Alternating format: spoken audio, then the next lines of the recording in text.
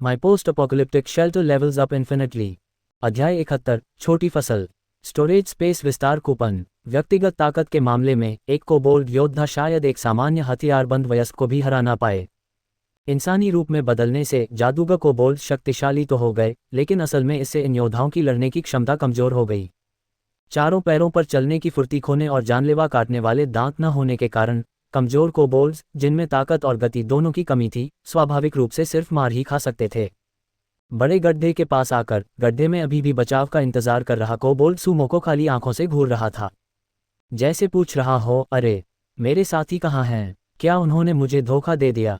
दुर्भाग्य से सूमो ने उस कोबोल्ड को, जिसकी हड्डियां गिरने से पहले ही टूट चुकी थीं, सोचने का समय नहीं दिया। उसने तुरंत अपना क्रॉसबो निकाला और सीधा कोबोल्ड के माथे पर तीर मार दिया। धड़ाम। 12 लोगों की एक छोटी टीम पूरी तरह खत्म। लड़ाई सिर्फ 10 मिनट तक चली थी। योद्धा कोबोल्ड्स के साथ आमने सामने की लड़ाई को छोड़कर सूमो ने सिर्फ 11 क्रॉसबो बोल्ट का इस्तेमाल करके इस अकेली टुकड़ी से आसानी से निपट लिया। उपकरण और लड़ाई की सोच से आए अंतर को सिर्फ संख्या से दूर नहीं किया जा सकता था। अपना क्रॉसबो रखकर और यह पक्का करके कि आसपास कोई और नहीं है, सूमो ने एक ग्रैपलिंग हुक रस्सी निकाली, उसे जमीन पर बांधा और उसका इस्तेमाल करके खुद को बड़े गड्ढे में नीचे उतारा। नमक के अयस्क से भरी एक गाड़ी, जिसे कोबोल्ड शायद बाहर नहीं निकाल पाए होंगे, सूमो के लिए संभालना बहुत आसान था। सबसे पहले उसने कुछ जगह खाली करने के लिए अपने स्टोरेज स्पेस से दफनाने वाला बैरल बाहर निकाला। फिर उसने अपना हाथ नमक के अयस्क की गाड़ी पर रखा और एक सोच के साथ गाड़ी पर रखा नमक का अयस्क धीरे धीरे गायब होने लगा। सब कुछ उसके स्टोरेज स्पेस में समा गया। सिर्फ 5 या 6 सेकंड में गाड़ी पर रखा सारा नमक का अयस्क गायब हो गया। बदले में उसका स्टोरेज स्पेस पूरी तरह भर गया। अपनी बाहों से जोर लगाकर सूमो आसानी से रस्सी का इस्तेमाल करके बड़े गड्ढे से बाहर चढ़ गया और युद्ध के मैदान को साफ करने लगा। सबसे पहले क्रॉसबो बोल्ट्स को वापस निकालना था। 2 बेहतरीन क्वालिटी के क्रॉसबो बोल्ट दुर्लभ चीजें थीं। सिर्फ चुपचाप होने की डरावनी खासियत ही इस तरह की घात लगाकर की जाने वाली लड़ाइयों में चौंकाने वाले नतीजे दे सकती थी।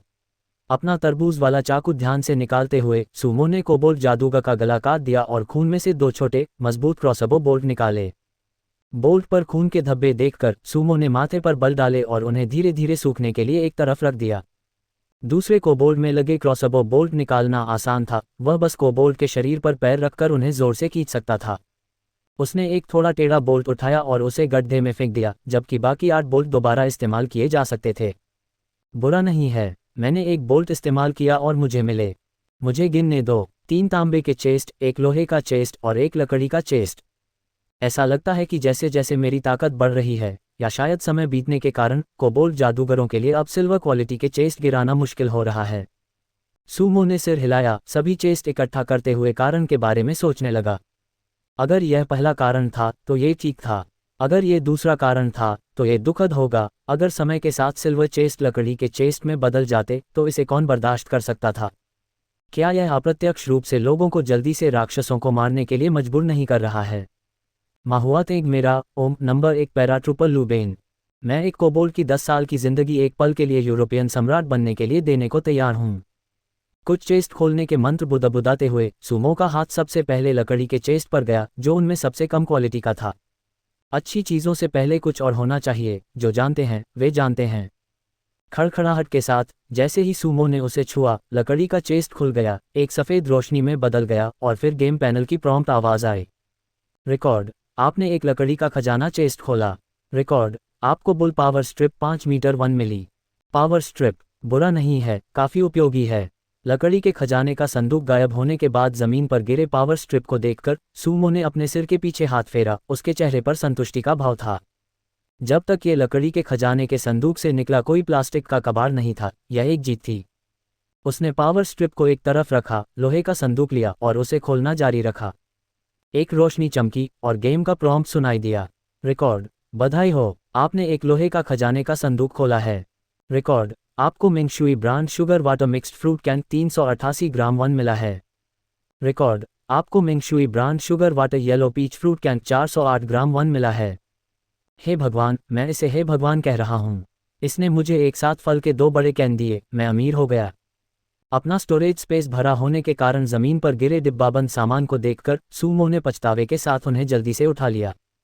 ये दोनों कैन काफी बड़े थे और उन्हें लोहे के खजाने के संदूक से मिलना अविश्वसनीय रूप से भाग्यशाली था। पूरी तरह से सील किए गए कैन इस कयामत के समय में दुर्लभ विलासिता थे।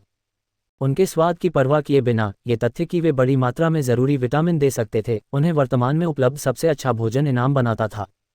अपने स्टोरेज स्पेस में जमा अलग अलग चीज़ों को देखकर सूमो को अनिच्छा से लोहे की एक यूनिट निकालनी पड़ी और कैन अंदर रखने पड़े। 2 क्यूबिक मीटर जगह अभी भी बहुत कम है, लेकिन मैं लोहे के बिना भी नहीं रह सकता, यह एक मुश्किल समझौता है। लोहे के ब्लॉक पर बैठकर सूमो ने संदूक खोलना जारी रखा। इस बार उसने एक साथ तीनों तांबे के खजाने के संदूक खोलने का फैसला किया। रिकॉर्ड, बधाई हो, आपने तांबे के खजाने का संदूक तारांकन 3 खोला है। रिकॉर्ड, बधाई हो, आपको वुचांग दाओहुआक्सियांग चावल 15 किलोग्राम 1 मिला है। रिकॉर्ड, बधाई हो, आपको फुलिंग अचार सरसों कंद 250 ग्राम 3 मिला है। रिकॉर्ड, बधाई हो, आपको रिसोर्स डुप्लीकेशन वाउचर वुटिया 3 मिला है। रिकॉर्ड, बधाई हो, आपको storage space expansion voucher 2M bound 1 मिला है। Resource duplication voucher, storage space expansion voucher, copper chest गायब होने के बाद गेम पैनल पर प्रॉम्प्ट्स देखकर और अपने स्टोरेज स्पेस में तैरते हुए 4 नोट जैसे चमकते कागज देखकर सूमो तुरंत बहुत खुश हो गया। मुझे पता था कि 100 डिजास्टर पॉइंट्स के लिए एक बार एक्सपेंड करने के बाद और फिर इसके बढ़ने पर जब तक ये 10 स्क्वायर मीटर तक पहुंचेगा तब तक 102-400 सर्वाइवल पॉइंट्स की ज़रूरत होगी। भले ही मुझे हर डिजास्टर में पहला स्थान मिले, फिर भी दर्जनों डिजास्टर के बाद भी इतने पॉइंट्स इकट्ठा करना मुश्किल होगा, दूसरों की तो बात ही छोड़ो। अब ऐसा लगता है कि आम लोग भी खजाने के चेस्ट खोलकर ये एक्सपेंशन वाउचर पा सकते हैं। गहरी सांस लेकर सूमो ने सीधे एक्सपेंशन वाउचर को मसल दिया। जैसे ही एक्सपेंशन वाउचर तारों की रोशनी से चमका, अंधेरा स्टोरेज स्पेस चुपचाप 2 क्यूबिक मीटर बढ़ गया और कुल 4 क्यूबिक मीटर हो गया। जहां तक इन रिसोर्स डुप्लीकेशन वाउचर की बात है, एक वाउचर उठाते हुए सूमो ने उस पर लिखे डिटेल में डिस्क्रिप्शन को देखा। खजाने के चेस्ट के टियर की तरह रिसोर्स डुप्लीकेशन वाउचर भी अभी 5 टियर में बंटे हुए थे: लकड़ी, लोहा, तांबा, चांदी और सोना। जो 3 रिसोर्स डुप्लीकेशन वाउचर उसे अभी कॉपर चेस्ट से मिले थे, वे उसी टियर के रिसोर्स को डुप्लीकेट कर सकते थे। उदाहरण के लिए, अगर सूमो ने अभी एक खजाने के चेस्ट से 15 किलो चावल निकाले थे, तो वह एक डुप्लीकेशन वाउचर का इस्तेमाल करके उसके बगल में वैसा ही एक और हिस्सा बना सकता था। हालांकि अगर रिसोर्स आइटम खजाने के चेस्ट से नहीं मिला था या अगर उसे पहले ही खोल दिया गया था, उदाहरण के लिए अगर उसने 15 किलो चावल खोल दिए थे और उन्हें अपने 15 किलो चावल के साथ मिला दिया था, तो डुप्लीकेशन वाउचर का इस्तेमाल उस पर नहीं किया जा सकता था। इस नियम को समझते हुए सूमो ने एक सोच के साथ तीनों डुप्लीकेशन वाउचर रख दिए। खाना डुप्लीकेट करना बहुत बर्बादी है और इसके अलावा मेरे शेल्टर में डुप्लीकेट करने के लिए और भी बेहतर चीज़ें हैं। अपने शेल्टर में रखी कई चीज़ों के बारे में सोचते हुए सूमो मुस्कुराया और ज़मीन पर गिरी सभी चीज़ों को अपने स्टोरेज स्पेस में डाल लिया। खड़े होकर उसने अपने चारों ओर बेतरतीब ढंग से पड़े मरे हुए कोबोल्ड्स को देखा। अपना फावड़ा निकालकर सूमो ने सभी कोबोल्ड्स को उठाना शुरू किया और उन्हें बीच के जाल वाले गड्ढे में धकेल दिया। हालांकि यह साधारण दफनाने का तरीका बाद में आने वाले कोबोल्ड्स को उनका पता लगाने से नहीं रोक पाएगा, लेकिन अभी के लिए ये काफ़ी था। सभी कोबोल्ड्स को दफनाने और जगह को साफ करने में लगभग आधा घंटा बिताने के बाद सूमो ने अपनी रफ्तार बढ़ाई और कोबोल्ड किले के ऑब्जर्वेशन पॉइंट की ओर बढ़ा। एक टीम मर गई है।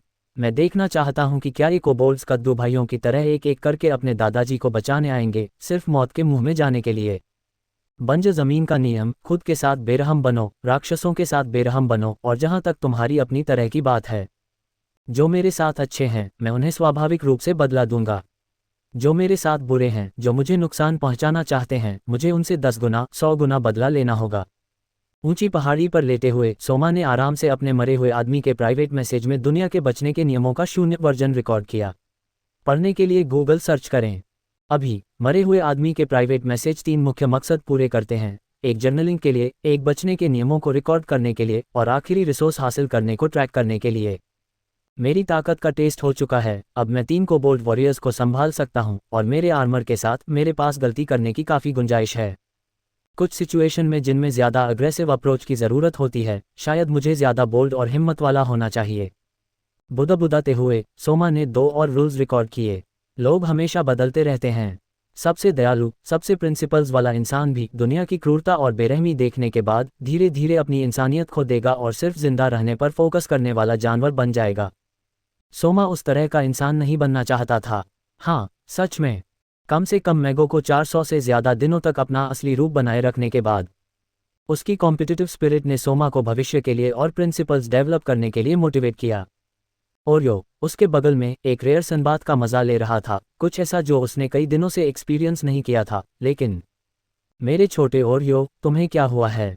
तुम अभी बाहर आए हो और तुम्हें पहले से ही नींद आ रही है। तुम बहुत बेजान लग रहे हो।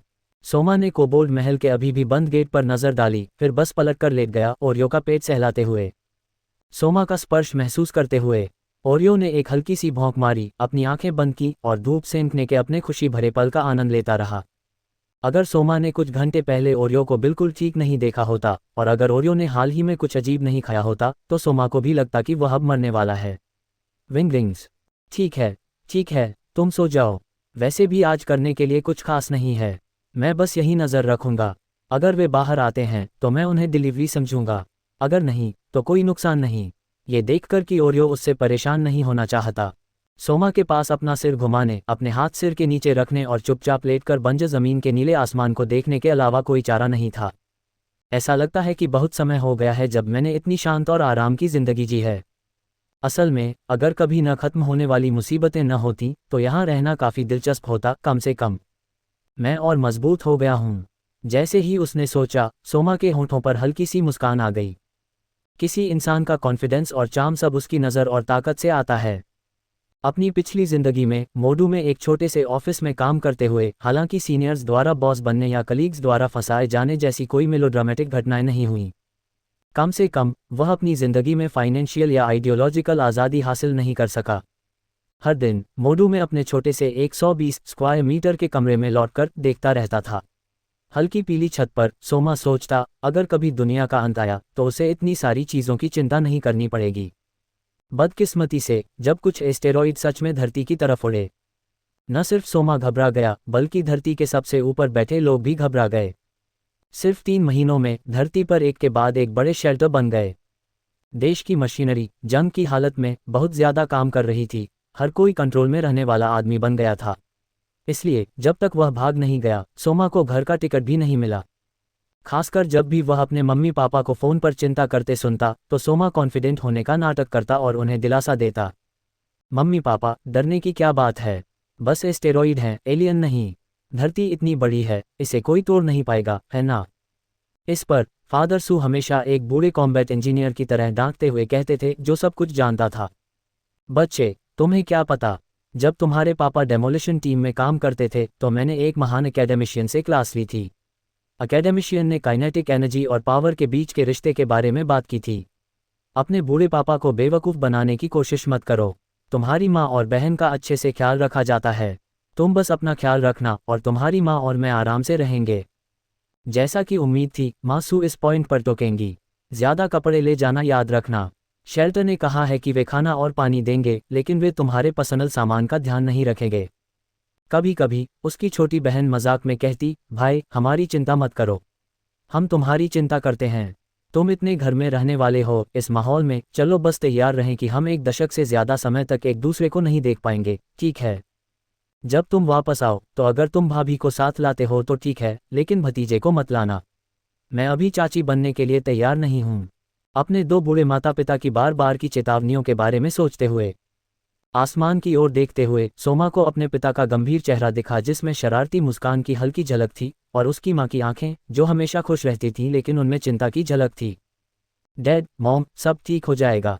चाहे मैं हूँ, हम हो या धरती के लोग, जब तक हम जीना चाहते हैं हमेशा कोई न कोई रास्ता जरूर होगा।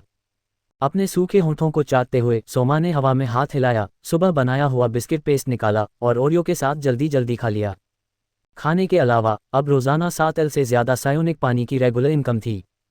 हालांकि उसे खाने में आज़ादी नहीं मिली थी, कम से कम सायोनिक पानी तो फ्री में मिल सकता था। सायोनिक पानी निकालकर उसने लगभग 300 मिलीलीटर पिया, फिर मुड़ा, ओरियो का मुंह खोला, बचा हुआ पानी उसमें डाला और सोमा ने बोतल को वापस रख लिया। पीछे मुड़कर उसने फिर से कोबोल्ड किले को देखा, जिसमें अभी भी कोई हलचल नहीं दिख रही थी।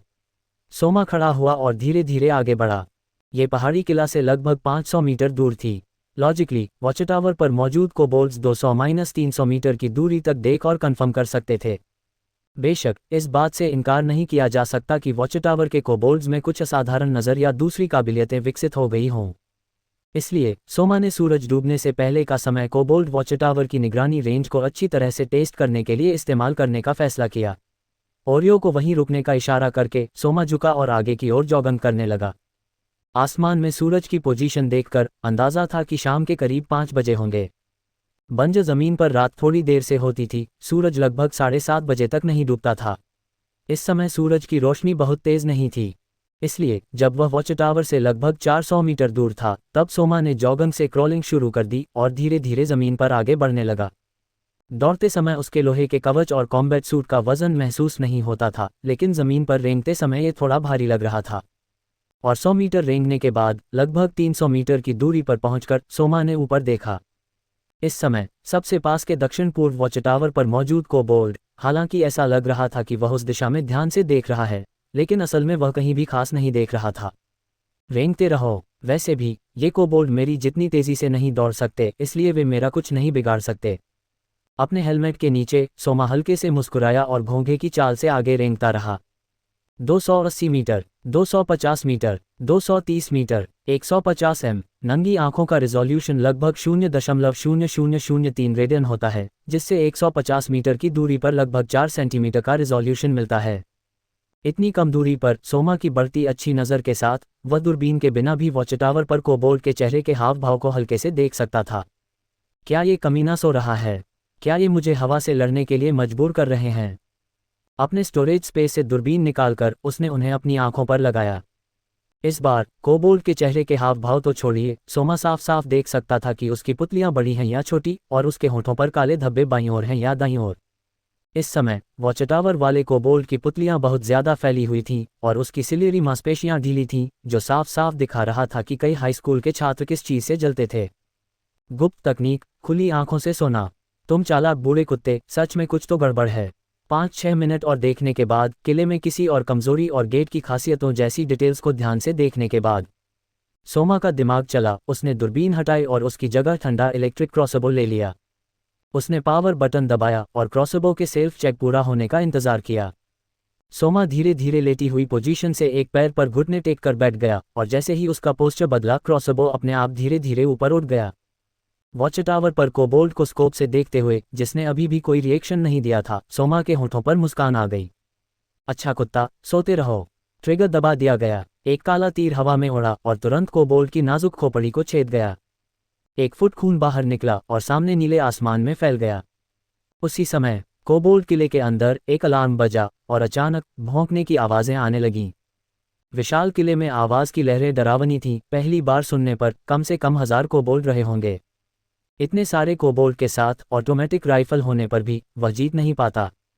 भागो। अपना क्रॉसबो रखकर सोमा ने छिपने का नाटक करना बंद कर दिया और पीछे की ओर भागा। मेरे सभी दोस्तों को शुभकामनाएं जो कुत्ते लेखक की तरह कल सिविल सर्विस प्रांतीय परीक्षा दे रहे हैं। वे असाधारण प्रदर्शन करें और जीत हासिल करें। जाओ, तुम सबसे अच्छे हो। वॉच टावर के कुत्ते सिर वाले आदमी की मौत उबलते तेल के बर्तन में पानी की एक बूंद की तरह थी। पल भर में कुत्ते सिर वाले आदमी के किले में एक दहाड़ के साथ धमाका हो गया। वो मौत ने मॉनिटरिंग सिस्टम को चालू कर दिया और अलार्म की घंटियां बजने लगीं, जो पूरे जंगल में लगातार गूंज रही थीं। 100 कुत्ते भौंके। उनकी चीखों से आसमान और धरती हिल गई। 1000 कुत्ते कराह रहे थे। उनकी चीखें आसमान को चीर रही थीं। जंगल में भागते हुए सूमो ने पीछे मुड़कर देखा और वह और भी खुशी से हैरान था।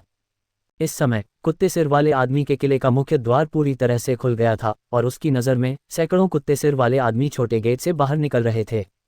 सूमो को दूर भागते हुए देखकर सभी कुत्ते सिर वाले आदमियों ने अचानक अपना निशाना बदल दिया और जोरदार कदमों से वे भी भागने लगे। हे भगवान, क्या मैंने मधुमक्खी के छत्ते में हाथ डाल दिया? सूमो ने गाली दी और उसके कदमों की गति और भी तेज हो गई। इस समय सूमो बहुत शुक्रगुजार था कि उसने अपने जूते अपग्रेड कर लिए थे। पैर के अंगूठे से एड़ी तक पावर का एक जोरदार झटका लगा, जिससे हर कदम की रफ्तार बढ़ गई और अगला कदम उठाना आसान और तेज हो गया। जमीन पर उसके हर जोरदार कदम से साफ तौर पर छोटे छोटे गड्ढे बन रहे थे। सूमो ने पहले कभी ऐसा महसूस नहीं किया था कि वह इतनी तेजी से दौड़ सकता है। कुत्ते के सिर वाले आदमियों को भी उम्मीद नहीं थी कि सूमो इतनी तेजी से दौड़ेगा। ओरियो, जो अभी भी पहाड़ी पर सो रहा था, तेज आवाज से जाग गया और नींद भरी आंखों से आगे देखने लगा। अगले ही पल ओरियो के काले और सफेद चेहरे पर कुत्ते जैसा हैरानी और भौचक्कापन का भाव आ गया। वूफ! पहाड़ी पर खड़े होकर ओरियो ने अपनी भौंकने की आवाज को लंबा खींचा, जैसे कह रहा हो, अरे बाप रे सूमो, वह बूढ़ा आदमी बहुत खतरनाक है। ओरियो के नज़रिए से दोनों तरफ एक रेस जैसी थी और सबसे आगे दौड़ रहे कुत्ते जैसे आदमी सूमो की मौजूदा जगह से करीब 400 मीटर दूर थे। लेकिन यह उसकी आंखों के सामने के सीन से कहीं ज़्यादा बढ़ा चढ़ाकर नहीं था। सबसे आगे दौड़ रहे कुत्ते जैसे आदमियों के पीछे 50 मीटर से ज़्यादा लंबी एक पीछा करने वालों की लाइन बन गई थी और अनगिनत और कुत्ते जैसे आदमी छोटे गेट से बाहर निकलते रहे, सूमो की दिशा में देखते हुए और उसका पीछा करते हुए भागे। ओरियो, तुम बेवकूफ़ कुत्ते, भागो। ओरियो को अभी भी पहाड़ी पर खड़ा, ताकतवर और घमंडी दिखते हुए देखकर सूमो की सांस फूल रही थी और उसने दूर से चिल्लाया। अगले ही पल अनगिनत कुत्ते जैसे आदमियों की सेना का टारगेट 2 हो गए। एक आदमी, एक कुत्ता, 500 कुत्ते जैसे आदमी। कभी वे गड्ढों से होकर आगे बढ़ते और कभी वे खड़ी ढलानों पर दोनों हाथों और पैरों का इस्तेमाल करते। एक्सप्लोरेशन टीम के कुत्ते जैसे आदमियों के उलट किले के कुत्ते जैसे योद्धाओं में साफ तौर पर ज़्यादा स्टैमिना था। दोनों तरफ के बीच की दूरी लगातार कम हो रही थी। 380 मीटर, 350 मीटर, 300 एम। भौंक, हा, भौंक, हा। सबसे आगे दौड़ रहे कुछ कुत्ते जैसे आदमियों के चेहरों पर अब एक क्रूर मुस्कान थी। ऐसा लग रहा था कि 1 या 2 मिनट में वे इस नफरती घुसपैठिए को पकड़ लेंगे, उसे पत्थर के भालों से छेद देंगे और उसे वापस किले में घसीट कर ले जाएंगे ताकि उसे अच्छी तरह से टॉर्चर कर सकें। हालांकि भौंक, भौंक, भौंक, उनकी नज़र में घुसपैठिया अचानक एक लोहे के खोल में घुस गया। अगले ही सेकंड लोहे के खोल से काले धुएं का एक गुबार निकला और एक डरावनी रफ्तार से उसने तेजी से दोनों तरफ के बीच की दूरी बढ़ा दी। ये रफ्तार, यहाँ तक कि अपनी सबसे अच्छी हालत में भी कुत्ते जैसे आदमी सिर्फ तारीफ में आह भर सकते थे। उस कुत्ते जैसे दस्ते की तो बात ही छोड़िए जो इस पीछा करने में पहले ही करीब 1 किलोमीटर दौड़ चुका था। उनके बीच की दूरी को और ज़्यादा बढ़ते हुए देखकर कुत्ते जैसे आदमियों का दस्ता रुक गया। उनके चेहरों पर इंसानों जैसा हैरानी का भाव आ गया। वे एक दूसरे को देख रहे थे, ये समझ नहीं पा रहे थे कि घुसपैठिए के पैरों के बीच की चीज़ बिना किसी जानवर के चलाए इतनी तेज़ी से और इतनी दूर कैसे भाग सकती है। ऊंची ढलान पर ज़्यादा से ज़्यादा कुत्ते के सिर वाले आदमी खड़े हो गए, लोहे के खोल को देख रहे थे जो एक पीले धूल के तूफान की तरह जंगल में दूर और दूर जा रहा था। पहाड़ी पर खड़े सभी कुत्ते के सिर वाले आदमियों की चुप्पी थी। सूमो और ओरियो की जंगल में सरपट दौड़ने की दहाड़ थी। ओह वाह, हा हा हा हा हा, भौंक भौंक, तुम बेवकूफ़ों को लगता है कि तुम मेरा पीछा कर सकते हो। तुमने नहीं देखा कि तुम्हारे दादा सूमो का लाल खरगोश जैसा घोड़ा कितना तेज है। एक्सेलेरेटर पर पैर रखते हुए तेज हवा को महसूस करते हुए सूमो ने दिल खोलकर खुशी मनाई। बस 2-3 मिनट में इंसान इन तथाकथित काल्पनिक जीवों के सामने अपनी अनोखी जादू दिखाने के लिए मशीनरी की शक्ति का इस्तेमाल कर सकते थे। डीजल खून था, इंजन दिल था, पहिए पैर थे, शक्ति हवा की तेजी थी। ढलान से नीचे जाते हुए सूमो ने पहले ही बगी की स्पीड 65 यार्ड तक बढ़ा दी थी। उड़ती हुई पीली धूल, इससे पहले कि उसे पता चलता कि किसने उसे उड़ाया है, एक तेज परछाई पहले ही दूर निकल गई थी। आसमान में लटकते सूरज को देखते हुए सूमो एक सुरक्षित जगह पर पहुंचा और गाड़ी रोक दी। ओरियो अभी भी पिछली सीट पर खड़ा था, उसके बहते हुए बाल हवा के झोंके से स्वाभाविक रूप से पीछे की ओर फैल रहे थे, एक अकथनीय सुंदरता और आज़ादी। अपना सिर घुमाकर पहाड़ की चोटी पर खड़े घने कुत्ते के सिर वाले आदमियों को देखा। सूमो के दिल में गर्व की लहर दौड़ गई। अपनी बीच की उंगली उठाते हुए सूमो ने अपनी ओर देख रहे सभी कुत्ते के सिर वाले आदमियों को जोर से चिल्लाकर कहा, तुम कुत्ते जैसी चीज़ों, एक दिन मैं तुम्हारा दादा तुम्हारा पीछा करूंगा। तब मैं तुम्हें बताऊंगा कि एक बहादुर इंसान क्या होता है। तेज आवाज़ हवा में गूंजी और दूर तक फैल गई। चाहे सूमो के रुकने की वजह से हो या सूमो की बातें सुनने की वजह से, पहाड़ की चोटी पर मौजूद डॉगहेड आदमी भौंकने लगे। उनमें चिल्लाने का अंदाज था, इधर आओ। 2 बार और देखने के बाद सूमो कार में वापस बैठने के लिए नीचे झुका और बिना पीछे देखे आगे बढ़ता रहा। जब तक पहाड़ की चोटी जहां डॉगहेड आदमी थे उसकी नज़र में चींटियों जैसी नहीं हो गई, तब तक सूमो ने कार घुमाए और पूरब की ओर नहीं बढ़ा। इस ट्रिप में उसने काफ़ी जानकारी इकट्ठा कर ली थी और उसका स्टोरेज स्पेस भी भर गया था। उसने वह फसल पूरी तरह से हासिल कर ली थी जिसके लिए वह निकला था। बगी चलाते हुए स्पीड को लगभग 40 गज पर कंट्रोल करते हुए सूमो सूरज डूबने से पहले शेल्टर नंबर 2 पर सक्सेसफुली लौट आया। यहां पहुंचकर वह अपने शेल्टर पर लौटने से सिर्फ 3 से 5 मिनट दूर था। ओरियो को भी पता था कि वह अपने इलाके में वापस आ गया है और वह धीरे से रोने लगा। खासकर जब वह अपनी छोटी सी मांद के पास पहुंचा तो ओरियो और भी ज़्यादा एक्साइटेड हो गया और उसकी आवाज़ कई बार बदल गई। इस बंजर ज़मीन में इतना मजबूत शेल्टर होना बहुत अच्छा है। शेल्टर के मेन गेट के सामने कार रोकते हुए बहुत मजबूत पत्थर की दीवार को देखते हुए सूमो के दिल में अचानक एक लहर दौड़ गई। महलों का क्या, कुदरती आफतों में वे चींटियों के अलावा कुछ नहीं थे। इसके उलट जमीन के नीचे के शेल्टर जैसे जैसे कोई और अंदर जाता था महलों से ज्यादा सुरक्षित होते थे। लेकिन अगली बार जब मैं बाहर जाऊंगा तो मुझे हेलमेट पहनना चाहिए। ये खड़खड़ाते टूटे पत्थर मेरे सिर में दर्द कर रहे हैं। सूमो मुस्कुराया, अपने सिर के पिछले हिस्से को रगड़ा और फिर ओरियो के शरीर पर छोटे पत्थरों से लगे भूरे धब्बे देखकर उसने अपना सिर हिलाया। बंजर जमीन की सड़कों पर हालांकि ज्यादातर रुकावटों से बचा जा सकता था, लेकिन जाहिर है एक बगी जो लगभग जमीन पर पड़ी थी बिना शीशे के फिर भी थोड़ी अजीब लग रही थी। ओरियो को नीचे रखकर और कार को वापस गराज में पार्क करके सूमो बेस के पिछले दरवाजे पर आए।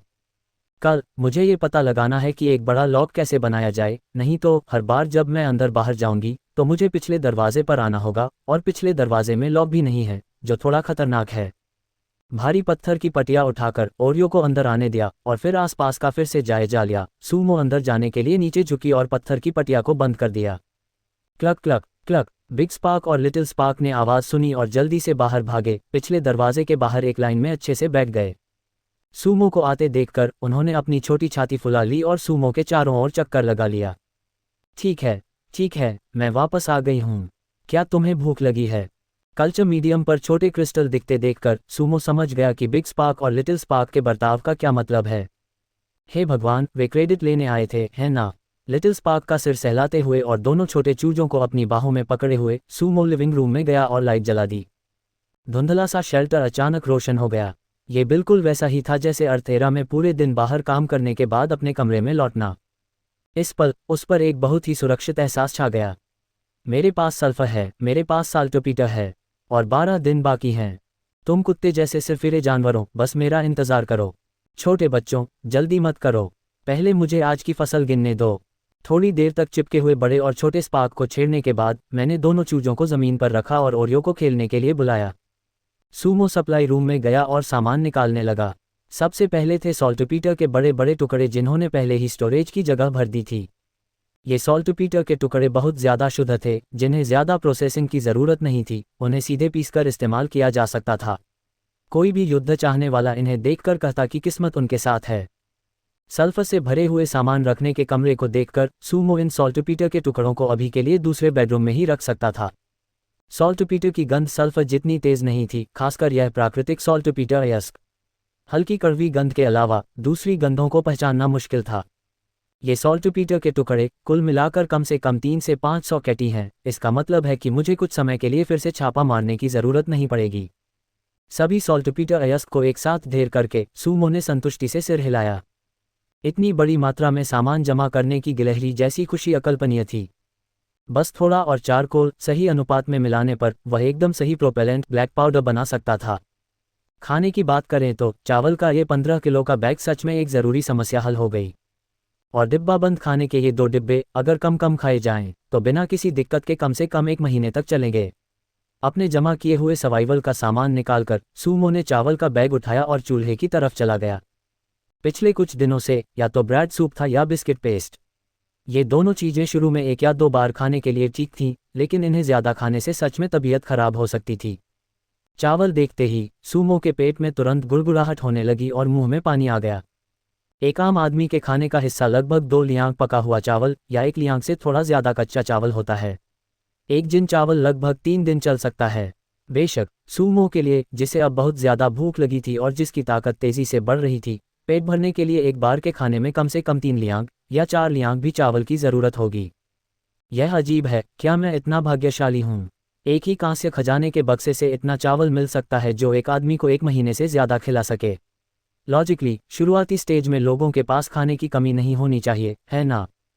थोड़ा सायोनिक पानी लेकर सूमो ने चावल धोए, जबकि उसका मन भटक रहा था और वह इस समस्या के बारे में सोच रहा था।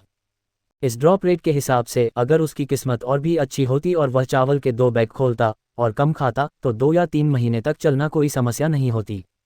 लेकिन साफ तौर पर बहुत से लोगों के पास अभी भी खाने की कमी थी, यहाँ तक कि वे पेड़ की छाल और मिट्टी भी खा रहे थे। सही अंदाज़ा लगाने के लिए सैंपल साइज़ बहुत छोटा है।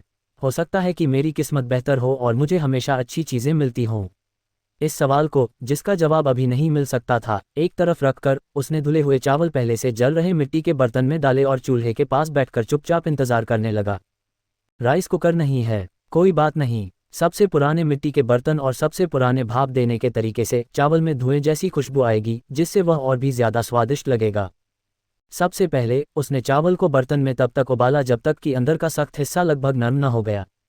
फिर उसने बर्तन में पानी की लाइन के ऊपर एक लकड़ी का ढक्कन रखा, चावल को ढक्कन पर बराबर फैलाया और बर्तन को ढक दिया। लगभग 10 मिनट बाद सूमो को बर्तन से पकते हुए चावल की बढ़ती हुई खुशबू आने लगी और वह अपनी मुस्कान रोक नहीं पाया। सभ्य धरती के ज़माने में एक कटोरी चावल क्या था? बुफे में अगर आप 10 या 20 कटोरी भी चाहते तो वे आपको जितना चाहें उतना खाने देते। लेकिन क़यामत की इस खतरनाक बंजर ज़मीन में इस खुशबू को सूंघकर सूमो, जो सैकड़ों कुत्ते जैसे आदमियों का सामना करते समय भी बेफिक्र रहता था, उसकी आंखों में भी आंसू आ गए। वह चिपचिपी स्वादिष्ट खुशबू इतनी तेज कि सिर की खाल में झुनझुनी होने लगे, भाप के साथ बाहर निकली और लगातार तेज होती गई। ओरियो, जो अभी भी बिग और स्मॉल स्पार्क के साथ खेल रहा था, जब उसने ये खुशबू सूंघी तो हैरान रह गया। आमतौर पर चमकदार आंखों वाले ओरियो की नज़रें तुरंत धुंधली हो गईं और वह मिट्टी के बर्तन के चारों ओर उठते सफ़ेद धुएं के गुबार को ध्यान से देखने लगा। कम सूंघने की शक्ति वाले दोनों मुर्गों को भी थोड़ी देर बाद चावल की खुशबू आ गई। बेचारे बंजर ज़मीन के जीव, उन्होंने ऐसी स्वादिष्ट चीज़ की खुशबू पहले कभी कहाँ सूंघी थी। ओरियो और बिग एंड स्मॉल स्पार्क के जीन्स में बने खाने के नक्शे में चावल शब्द पूरी तरह से गायब था। ज़मीन पर रखे बर्तन के सामने ओरियो भी बिग एंड स्मॉल स्पार्क की तरह एक सीधी लाइन में बैठना सीख गया। आंखें उम्मीद से चमक रही थीं, सूमो के उन्हें खाना खिलाने का इंतजार कर रहा था। हालांकि यह अभी तीनों छोटे जीवों की स्वाद कलियों की सहनशक्ति की सीमा नहीं थी। जैसे ही सूमो ने भाप निकलते चावल वाला बर्तन ठंडा होने के लिए एक तरफ रखा और दूसरा बर्तन तेल डालकर गर्म करना शुरू किया, एक चिकनी खुशबू हवा में फैल गई। फुलिंग जाचाई अचार वाली सरसों की पत्तियां का एक पैकेट फाड़कर जैसे ही 250 ग्राम जाचाई का पूरा पैकेट बर्तन में डाला गया, खट्टे, मीठे और मसालेदार स्वादों का एक ज़बरदस्त मिश्रण तुरंत फैल गया, जिसने चावल की खुशबू को पीछे छोड़ दिया। 3 से 5 सेकंड बाद सूमो ने पास रखा लकड़ी का ढक्कन उठाया, सारे चावल उसमें डाले और भूनना शुरू कर दिया। हवा की आवाज़, हवा की आवाज़। जैसे ही सूमो के हाथ ऊपर गए, तीनों छोटे जीवों की आंखें तुरंत ऊपर चली गईं। जैसे ही सूमो के हाथ नीचे गए, तीनों छोटे जीवों ने तुरंत अपना सिर नीचे कर लिया, यहाँ तक कि लगभग ज़मीन पर लेट गए। शुरू से आखिर तक वह बर्तन शेल्टर में मौजूद चारों, बड़े और छोटे, सभी को अपनी ओर खींच रहा था। आखिर में जब सारे चावल जाचाई के रस से ढक गए, तो एक ऐसी स्वादिष्ट खुशबू फैली कि प्रलय में दूसरे लोग उसे सूंघकर बेहोश हो जाते। ठीक है, खाने का समय हो गया। जैसे ही उसने ठीक है कहा, ओरियो के दोनों छोटे पिछले पैर तेजी से जमीन पर रगड़े और फिसल गए और उसने 4 व्हील ड्राइव चालू कर दिया। बिजली की तेजी से वह भागा और अपना खाने का कटोरा ले आया और उसे सूमो के सामने रख दिया। बिग एंड स्मॉल स्पार्क ने भी उसकी पूरी तरह नकल की, बार बार सिर हिलाते हुए, यह इशारा करते हुए कि सूमो बस उसे जमीन पर उनके लिए रख दे। उन्होंने गारंटी दी कि वे सब खा जाएंगे। तीनों छोटे जीवों को इतना लालची देखकर सूमो ने उन्हें ज्यादा इंतजार नहीं करवाया। सबसे पहले उसने ओरियो के लिए 3 बड़े चम्मच निकाले, फिर बिग और स्मॉल स्पार्क के लिए एक छोटा चम्मच और बाकी अपने कटोरे में डाल दिया। अगले ही पल कुर कुर शेल्टर में सिर्फ जोर जोर से खाने की आवाज़ें रह गईं। कभी कभी बहुत तेज़ी से खाने की वजह से खांसी भी आ रही थी। लगभग 1 जिन चावल, ये खाना सूमो ने अकेले ही पूरा खा लिया, साथ ही 300 से 400 मिलीलीटर सायोनिक पानी भी पी लिया। क्या सच में ये बंजर ज़मीन में जिंदा रहना था? ऐसी जिंदगी के साथ बस सूमो के सिर पर 3 बड़े अक्षर गांव में नॉवल चिपके होने की कमी थी। बर्तन में बचे हुए सारे कुरकुरे चावल ओरियो के कटोरे में डालकर सूमो उठा और सप्लाई रूम में वापस चला गया। इस बार उसने पीले आड़ू का एक कैन निकाला। बिना किसी मेहनत के कैन खोला, उसने चॉपस्टिक से फल का एक टुकड़ा उठाया और अपने मुंह में डाल लिया। एक बहुत ही बढ़िया फलों की खुशबू फैल गई। जैसे ही उसने पीले आड़ू के गूदे को काटा, बीच से कुछ बूंदें आड़ू का रस तेजी से निकला, जिससे उसका पूरा मुंह खुशबू से भर गया। उसने मज़े से फल का एक टुकड़ा निगल लिया। फिर तीनों छोटे बच्चों की उम्मीद भरी आंखें देखकर सूमो ने ओरियो के लिए एक और टुकड़ा निकाला, बिग और स्मॉल स्पार्क के लिए आधा टुकड़ा तोड़ा और बचा हुआ आधा खुद निगल लिया। बचे हुए पीले आड़ू को पछतावे से देखते हुए सूमो बस मुड़ा, कैन का ढक्कन कसकर बंद किया और उसे वापस सप्लाई रूम में रख दिया। इस समय डिब्बाबंद खाना एक रणनीतिक संसाधन था। इसे खाना सिर्फ मज़े की बात नहीं थी, ये लग्जरी थी। दिन में फल का एक टुकड़ा विटामिन की पर्याप्त सप्लाई सुनिश्चित कर सकता था। उसने अंदाज़ा लगाया कि ये 2 कैन कम से कम 1 महीने तक बिना किसी दिक्कत के चल जाएंगे। इस पल सूमो को सच में हाथ में अनाज हो तो दिल में कोई डर नहीं वाली भावना समझ में आई। तो आज का काम कुछ साल्टपीटर को शुद्ध करने की कोशिश करना पहले ही उम्मीद से ज़्यादा पूरा हो गया है। पेट भरा और संतुष्ट होकर काम करने का समय हो गया था। सूमो ने आराम नहीं किया, सीधे साल्टपीटर अयस्क का एक छोटा टुकड़ा वर्कबेंच पर ले गया। हालांकि प्योरिटी अच्छी है, लेकिन अगर इसे और रिफाइन किया जा सकता है तो मैं इसे रिफाइन करने की कोशिश करूंगा। शायद बेहतरीन क्वालिटी तक पहुंचने के बाद जो मटेरियल बनेगा वह और भी ज़्यादा असरदार होगा। एनर्जी रूम में लौटकर उसने जनरेटर कनेक्ट किया, वर्कबेंच का पावर ऑन किया और सेल्फ इंस्पेक्शन पूरा होने का इंतजार करने के बाद सूमो ने अपना आयरन आर्म पहन लिया। सॉल्टपीटर अयस्क को प्यूरिफाई करना बहुत आसान था, बस उसे पीसना था, फिर उसे पानी में डालकर गर्म करना था। उबलने के बाद बारीक फिल्ट्रेशन शुरू करना था। मन मारकर सायोनिक पानी डालते हुए सूमो ने सॉल्यूशन बनाना शुरू किया। उसने एक खाली लकड़ी का बेसिन निकाला और अपने दाहिने हाथ में हथौड़े से मिट्टी जैसे सफ़ेद साल्टपीटर अयस्क को बार बार तोड़ा, फिर धीरे धीरे उसे पीसकर बारीक पाउडर बना लिया। एक्सपेरिमेंटल स्टैंड को खींचकर उसने धीरे धीरे साल्टपीटर पाउडर को ट्यूब की दीवार के सहारे सायोनिक पानी में तब तक डाला जब तक 2/3 हिस्सा मिल नहीं गया। फिर उसने मुंह बंद कर दिया और उसे गर्म करना शुरू किया। जैसे ही रेजिस्टेंस ब्लोटॉर्च से आग निकली, डिस्टिलेशन ट्यूब के अंदर का तापमान तेजी से बढ़ने लगा। तापमान को 80 डिग्री पर बनाए रखने के लिए कंट्रोल करते हुए उसने गर्म करना बंद कर दिया। फिर सूमो ने अघुलनशील अशुद्धियों को छानना शुरू किया। बचे हुए फिल्ट्रेट को हिलाकर उसने उसे वर्कबेंच के बीच में रखा और धैर्यपूर्वक फिल्ट्रेट के ठंडा होने का इंतजार किया। जैसे ही तापमान 20 डिग्री पर वापस आया, उसने फिर से जमे हुए पदार्थों को छान लिया और बीकर में थोड़े से शुद्ध सफ़ेद पाउडर वाले क्रिस्टल बनने लगे। अगले ही पल सूमो ने उत्सुकता से सिस्टम को साल्टपीटर पाउडर देखने के लिए कहा। वह तुरंत हैरान रह गया। नाइट्रेट उत्कृष्ट विवरण। अर्ध शुरुआती कारीगर सूमो द्वारा परिष्कृत उच्च शुद्धता वाला नाइट्रेट, जिसका व्यापक रूप से माचिस, पटाखे, काला पाउडर, कांच और खाद्य परिरक्षकों के निर्माण में उपयोग किया जाता है। किसी अज्ञात कारण से इसकी गुणवत्ता उत्कृष्ट स्तर तक बढ़ा दी गई है। विशेष क्षमताएं: नाइट्रिक एसिड बनाया जा सकता है, सांद्रता 95% जोड़। गनपाउडर बनाया जा सकता है, ऊर्जा जोड़ 50%। विस्फोटक बनाया जा सकता है, ऊर्जा जोड़ 50%। मूल्यांकन: कई उपयोग, व्यापक रेंज, त्वरित परिणाम। क्या ये कोई धोखा है? सही मायने में नाराज। सिस्टम से जो एट्रीब्यूट पेज सामने आया वह पहली बार नाइट्रेट की विशेष क्षमताओं से भरा हुआ था। 30 से ज़्यादा अलग अलग उपयोगों को कुछ हद तक मजबूत किया गया था, लेकिन यह वह चीज़ नहीं थी जिसने सुमो को सबसे ज़्यादा हैरान किया। तो जब सायोनिक पानी इन चीज़ों के साथ मिलाया जाता है तो इतने सारे बदलाव हो सकते हैं। सुमो ने हैरानी से बीकर में नाइट्रेट को देखा, फिर भी वह ये समझ नहीं पा रहा था कि इस पदार्थ में इतनी सारी खासियतें कैसे हैं। हालांकि अगर यह सच में उतना ही शक्तिशाली है जितना सिस्टम कहता है तो मेरा टेक ट्री आसमान छू जाएगा। नाइट्रेट पाउडर को ध्यान से देखते हुए सूमो के विचार पहले ही शेल्टर नंबर 2 में तेल के कुएं तक पहुंच चुके थे। असल में इस बैच में नाइट्रेट और सल्फर को रिफाइन करने और उन्हें चारकोल के साथ मिलाने के बाद वह मशहूर काला पाउडर बना सकता था, जिससे सीधे आग्नेयास्त्रों का युग शुरू हो जाता। लेकिन अब सूमो के दिमाग में अचानक एक शब्द आया, पिक्रिक एसिड। मशहूर पीले विस्फोटक TNP के रूप में इसे पिक्रिक एसिड विस्फोटक के नाम से भी जाना जाता है। इसका घटक ट्रिनिट्रोफेनॉल है, जिसे अक्सर नोबेल के सेफ्टी डायनामाइट और TNT से कंफ्यूज किया जाता है। 1771 में पीटर वुल्फ नाम के एक अंग्रेज ने एक डाई बनाई। उसने गाढ़ा सल्फ्यूरिक एसिड, नाइट्रिक एसिड और फिनोल, शायद कोल टार क्रूड फिनोल या इंडिगो से रिफाइन किया गया, उस समय लोग फिनोल के बारे में नहीं जानते थे, को मिलाकर एक चमकदार पीला क्रिस्टलीय पाउडर प्राप्त किया जिसका स्वाद बहुत कड़वा था, इसलिए इसका नाम पिक्रिक एसिड रखा गया। उस समय लोग पिक्रिक एसिड का इस्तेमाल सिर्फ कपड़े रंगने और कोटिंग बनाने के लिए करते थे। उस जमाने की डाई इंडस्ट्री में ट्रिनिट्रोफेनॉल नाम को अक्सर सिर्फ पीला कहा जाता था। लोग पूरे 100 सालों तक कपड़ों को रंगने के लिए पिक्रिक एसिड का इस्तेमाल करते रहे, लेकिन उन्होंने कभी यह नहीं सोचा कि इसे कैसे एक्सप्लोर किया जाए। 1871 में फ्रांस के पेरिस में एक डाई की दुकान पर एक क्लर्क को एक समस्या हुई। पीले रंग के डाई के डिब्बे जंग लगने से बंद हो गए थे और लाख कोशिश करने के बाद भी वे उन्हें खोल नहीं पा रहे थे। इसलिए परेशान क्लर्कों ने डिब्बे को खोलने के लिए सबसे आसान और सबसे क्रूर तरीका अपनाने का फैसला किया, उसे तोड़ दो। उन्होंने 80 युआन का एक बड़ा लोहे का हथौड़ा लेकर एक हथौड़ा चलाने वाले को भी ढूंढ लिया। इसके साथ ही हथौड़ा चलाने वाले ने अपनी पूरी ताकत लगाई और हथौड़ा नीचे मारा। अचानक डिब्बा धमाके के साथ फट गया और पूरी डाई वर्कशॉप पल भर में उड़ गई। सिर्फ रंगीन कपड़ों वाले कुछ लोग मलबे में कराहते हुए बचे। लंबी जांच के बाद लोगों ने डिब्बे में छिपे अनजान विस्फोटक की संभावना को खारिज कर दिया और समस्या को पिक्रिक एसिड के डिब्बे पर केंद्रित किया। लोगों को अचानक एहसास हुआ, पीले रंग के पिगमेंट को हथौड़ा मारने से डेटोनेट किया गया था। इस घटना से समाज में सनसनी फैल गई और लोग पीले रंग को लेकर चिंतित हो गए। लेकिन उस समय फ्रांसीसी सेना की आंखें चमक उठीं। ये साफ तौर पर स्वर्ग से भेजा गया सबसे अच्छा मिलिट्री हथियार था।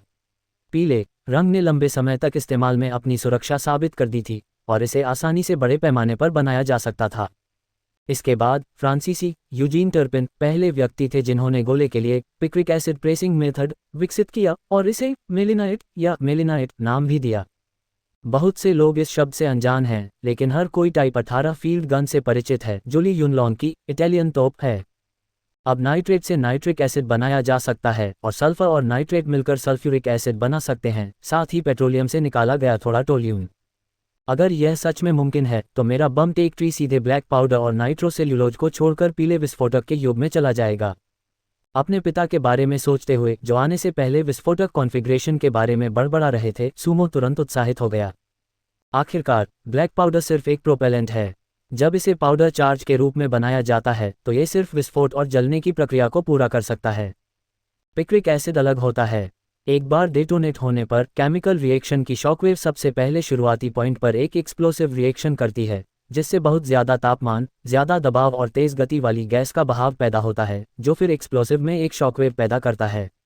शॉकवेव एक्सप्लोसिव की पास वाली पतली परत को जोर से दबाती है, जिससे एक्सप्लोसिव रिएक्ट करता है, जिससे बहुत ज़्यादा गैस और गर्मी पैदा होती है और इस तरह धमाका डेटोनेशन वेव की प्रक्रिया पूरी होती है। भले ही एक्सप्लोसिव चार्ज बनाने और उन्हें कोबाल्ट किले में फेंकने के लिए काफ़ी पिक्रिक एसिड जमा कर लिया जाए, डेटोनेशन वेव के नीचे सिर्फ एक चक्कर ही काफ़ी होगा कोबाल्ट्स को यह बताने के लिए कि भगवान का बदला कैसा लगता है। कल मैं तेल के कुएं को ठीक करने की कोशिश करूंगा। वर्कबेंच के सामने सूमो बार बार खड़ा होता और बैठता रहा। उसका दिल जोरों से धड़क रहा था और शांत होना मुश्किल था। 500 ग्राम शुद्ध नाइट्रेट पाउडर को एक लकड़ी के कंटेनर में डालकर और उसे दूसरे बेडरूम में रखने के बाद सूमो वर्कबेंच पर लौट आया। मुझे पीले एक्सप्लोसिव को शुद्ध करने का समीकरण पता है और मैंने हाई स्कूल में नाइट्रिक एसिड और सल्फ्यूरिक एसिड बनाना सीखा था। ये कोई समस्या नहीं है। असली बात पेट्रोलियम से टोल्यून निकालने और पिक्रिक एसिड बनाने के लिए मिलाने और रिएक्शन करने की प्रक्रिया में है। नोबेल ने उस समय एक्सप्लोसिव बनाते समय अपने ही भाई को मार डाला था। हालांकि पिक्रिक एसिड नाइट्रोग्लिसरीन जितना मुश्किल नहीं है, लेकिन यह ज़्यादा तापमान, घर्षण या टक्कर के संपर्क में आने पर फट सकता है। इसके अलावा ये लोहे के साथ रिएक्ट करके मरकरी फुलमिनेट की तरह पिक्रिक एसिड मेटल सॉल्ट बना सकता है, जिससे गलती से धमाके का खतरा हो सकता है। शायद मैं जानकारी का लेन देन करके पिक्रिक एसिड बनाने का तरीका हासिल कर सकता हूं और फिर सिस्टम के जरिए इसे अपग्रेड करके एक बेहतर और सुरक्षित तरीका पा सकता हूं। ये समझने के बाद सूमो ने अब और देर नहीं की और सीधे कॉन्टैक्ट्स ढूंढने के लिए गेम पैनल खोला। उसने लिस्ट में सभी दोस्तों को स्कैन किया और आखिर में शेन के नाम की लाइन पर ध्यान दिया। उसने ध्यान लगाया और चैट पैनल खोला। सूमो, हेलो शेन के, क्या तुम्हारे पास बात करने का समय है? मैं एक ट्रेड करना चाहता हूँ। मैसेज भेजने के बाद सूमो वर्कबेंच पर बैठा रहा और चुपचाप इंतजार करता रहा। और सच में 5 सेकंड से भी कम समय में दूसरी तरफ से शेनके का वीडियो पॉपअप हो गया। उसने वीडियो कनेक्ट किया, स्क्रीन पर थोड़ी झिलमिलाहट हुई और शेनके का थोड़ा थका हुआ, सुंदर चेहरा स्क्रीन पर दिखाई दिया। वाह मिस्टर सूमो, आपका शेल्टर इतनी तेज़ी से डेवलप हो रहा है। ये बिल्कुल भी बंजर ज़मीन जैसा नहीं लगता, ये थोड़ा बहुत मेरे होमटाउन के ईंटों वाले घर जैसा लगता है। तेज़ रोशनी, साफ सुथरे पार्टीशन, कैमरे की दूरी पर बिग स्पार्क, लिटिल स्पार्क और ओरियो अभी भी ज़मीन पर खुशी खुशी खेल रहे थे।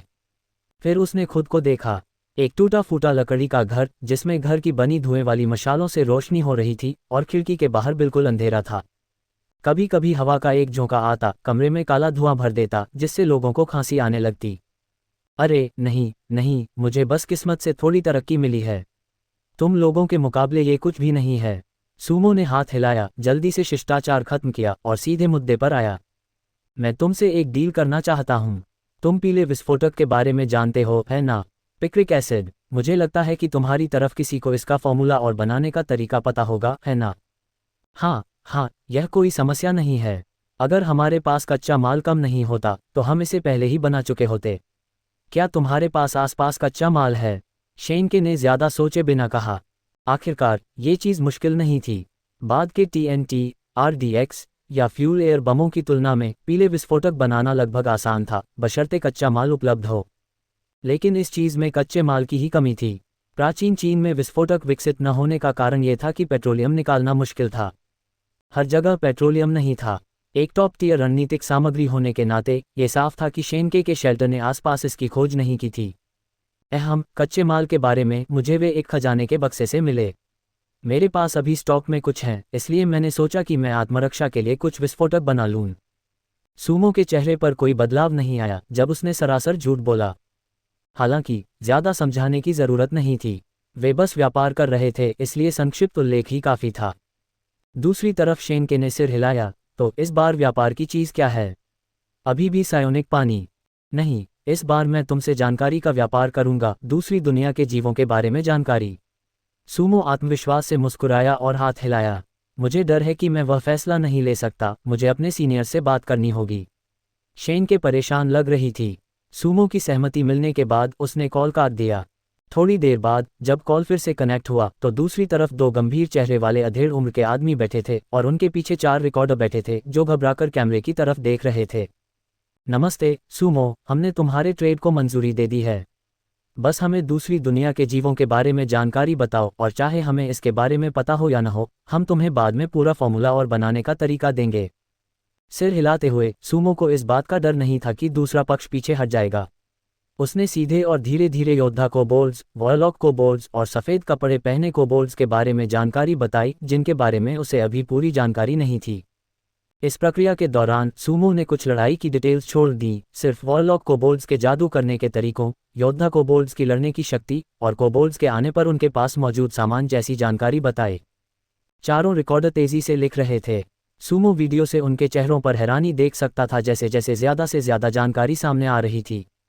यहाँ तक कि बाईं ओर बैठा गंभीर अधेड़ उम्र का आदमी भी इस प्रक्रिया के दौरान कई जगहों पर बार बार डिटेल्स पूछ रहा था। ठीक है सूमो, मानवता के लिए तुम्हारे योगदान के लिए धन्यवाद। तुम्हारी जानकारी बहुत उपयोगी है। हुआक्सिया शेल्टर धीरे धीरे ये जानकारी फैलाएगा। तुम्हें इस पर कोई आपत्ति नहीं है ना? नहीं नहीं। उसके बोलने के बाद कुछ लोग जल्दी से खड़े हो गए और शेन के वापस बैठ गई। जब दूसरी तरफ पिक्रिक एसिड तैयार किया जा रहा था तो दोनों ने भी यूं ही बातें करना शुरू कर दिया। वैसे शेन के अभी दाईं ओर बैठे व्यक्ति की पहचान क्या थी? वे थोड़े अजीब लग रहे थे। कुछ बार टॉपिक बदलने के बाद सूमो ने बात बदलते हुए अपने पहले के शक के बारे में पूछा। बाईं ओर बैठा आदमी निर्णायक था और सीधा बैठा था, जबकि दाईं ओर बैठा आदमी, हालांकि शुरू में ठीक ठाक लग रहा था, कुछ मिनटों के बाद झुक गया। सबसे बड़ा शक यह है कि जब मैं कोबोल्ड की इंटेलिजेंस के बारे में बात कर रहा था तो हालांकि उसके चेहरे पर हैरानी दिख रही थी, लेकिन उसके हाव भाव से ऐसा लग रहा था कि उसे पहले से ही पता था। ओह, तुम्हारा मतलब प्रेसिडेंट यंग से है। Young Tianlong civilian self help association के प्रेसिडेंट हैं। उनका परिवार काफ़ी बड़ा है। जब वे आए तो 20 से ज़्यादा लोग एक साथ रखे गए थे। वे अभी हमारे टुंड्रा शेल्टर की मुख्य ताकत हैं। शेनके ने मासूमियत से मुस्कुराते हुए बिना कुछ छिपाए कहा। टुंड्रा? हाँ, यही हमारे शेल्टर का नाम है। बेशक, अगर हम अगली बार भी आपदा प्रतिरोध में पहला स्थान हासिल कर पाते हैं तो हम फिर से हुआशिया नाम का इस्तेमाल करेंगे। ये टाइटल सिर्फ पहले स्थान वाले शेल्टर को ही मिल सकता है। बाकी समय में हम खुद को टुंड्रा कहते हैं। मैं समझ गया। मनचाही जानकारी मिलने के बाद सूमो ने तुरंत टॉपिक बदल दिया और रोजमर्रा की जिंदगी के बारे में बातें करने लगा। थोड़ी देर बाद शेनके का ट्रेड रिक्वेस्ट पॉप अप हुआ। ट्रेड आइटम में पीले विस्फोटक का पूरा फ्लोचार्ट देखकर सूमो रोशनी में मुस्कुराया। एक रोशनी की चमक के साथ वर्कबेंच पर टेक्स्ट से भरे 2 कागज के टुकड़े दिखाई दिए। ये तो कमाल है। अच्छा हुआ कि मैंने हाई स्कूल केमिस्ट्री में सिखाए गए तरीकों से यह सामान जल्दबाजी में तैयार नहीं किया, वरना अगर मैं फट जाता तो मुझे पता भी नहीं चलता कि मैं कैसे मरा। सूमो ने साफ सुथरे ढंग से लिखे और आसानी से समझ में आने वाले पिक्रिक एसिड बनाने के फ्लो चार्ट को डर के साथ देखा। जैसा कि उम्मीद थी, गॉड 404 कमाल का है। इस चीज़ में इतने सारे ट्विस्ट और टर्न हैं। उसने अपना ध्यान केंद्रित किया और सिस्टम को बुलाया। पिक्रिक एसिड फ्लो चार्ट के बगल में एक फैंटम एट्रीब्यूट मैप दिखाई दिया। पिक्रिक एसिड उत्पादन प्रक्रिया विवरण। यह विस्फोटक बनाने के लिए एक स्पष्ट, सख्त और अत्यधिक वैज्ञानिक डायग्राम है। अगर इसका सख्ती से पालन किया जाए तो ये शक्तिशाली पिक्रिक एसिड बना सकता है। मूल्यांकन। एक फुलप्रूफ उत्पादन तरीका, कोई भी इसे कर सकता है। इस बार कोई दिक्कत नहीं है। क्या पिछली बार सिस्टम सिर्फ मजाक कर रहा था? सूमो ने अपना सिर खुजलाया और मुस्कुराया। विस्फोटक बनाने की प्रक्रिया में कोई भी लापरवाही सीधे घर के गिरने और मौत का कारण बन सकती है। मैं कल तेल के कुएं को ठीक करूंगा और कुछ दिनों में। हे कोबोल्ड किले से पीछा करते हुए बड़ी संख्या में कोबोल्ड्स के बारे में सोचकर, जिन्हें विस्फोटक पैकेट से हवा में उड़ा दिया जाएगा, सूमो तुरंत उत्साहित हो गया।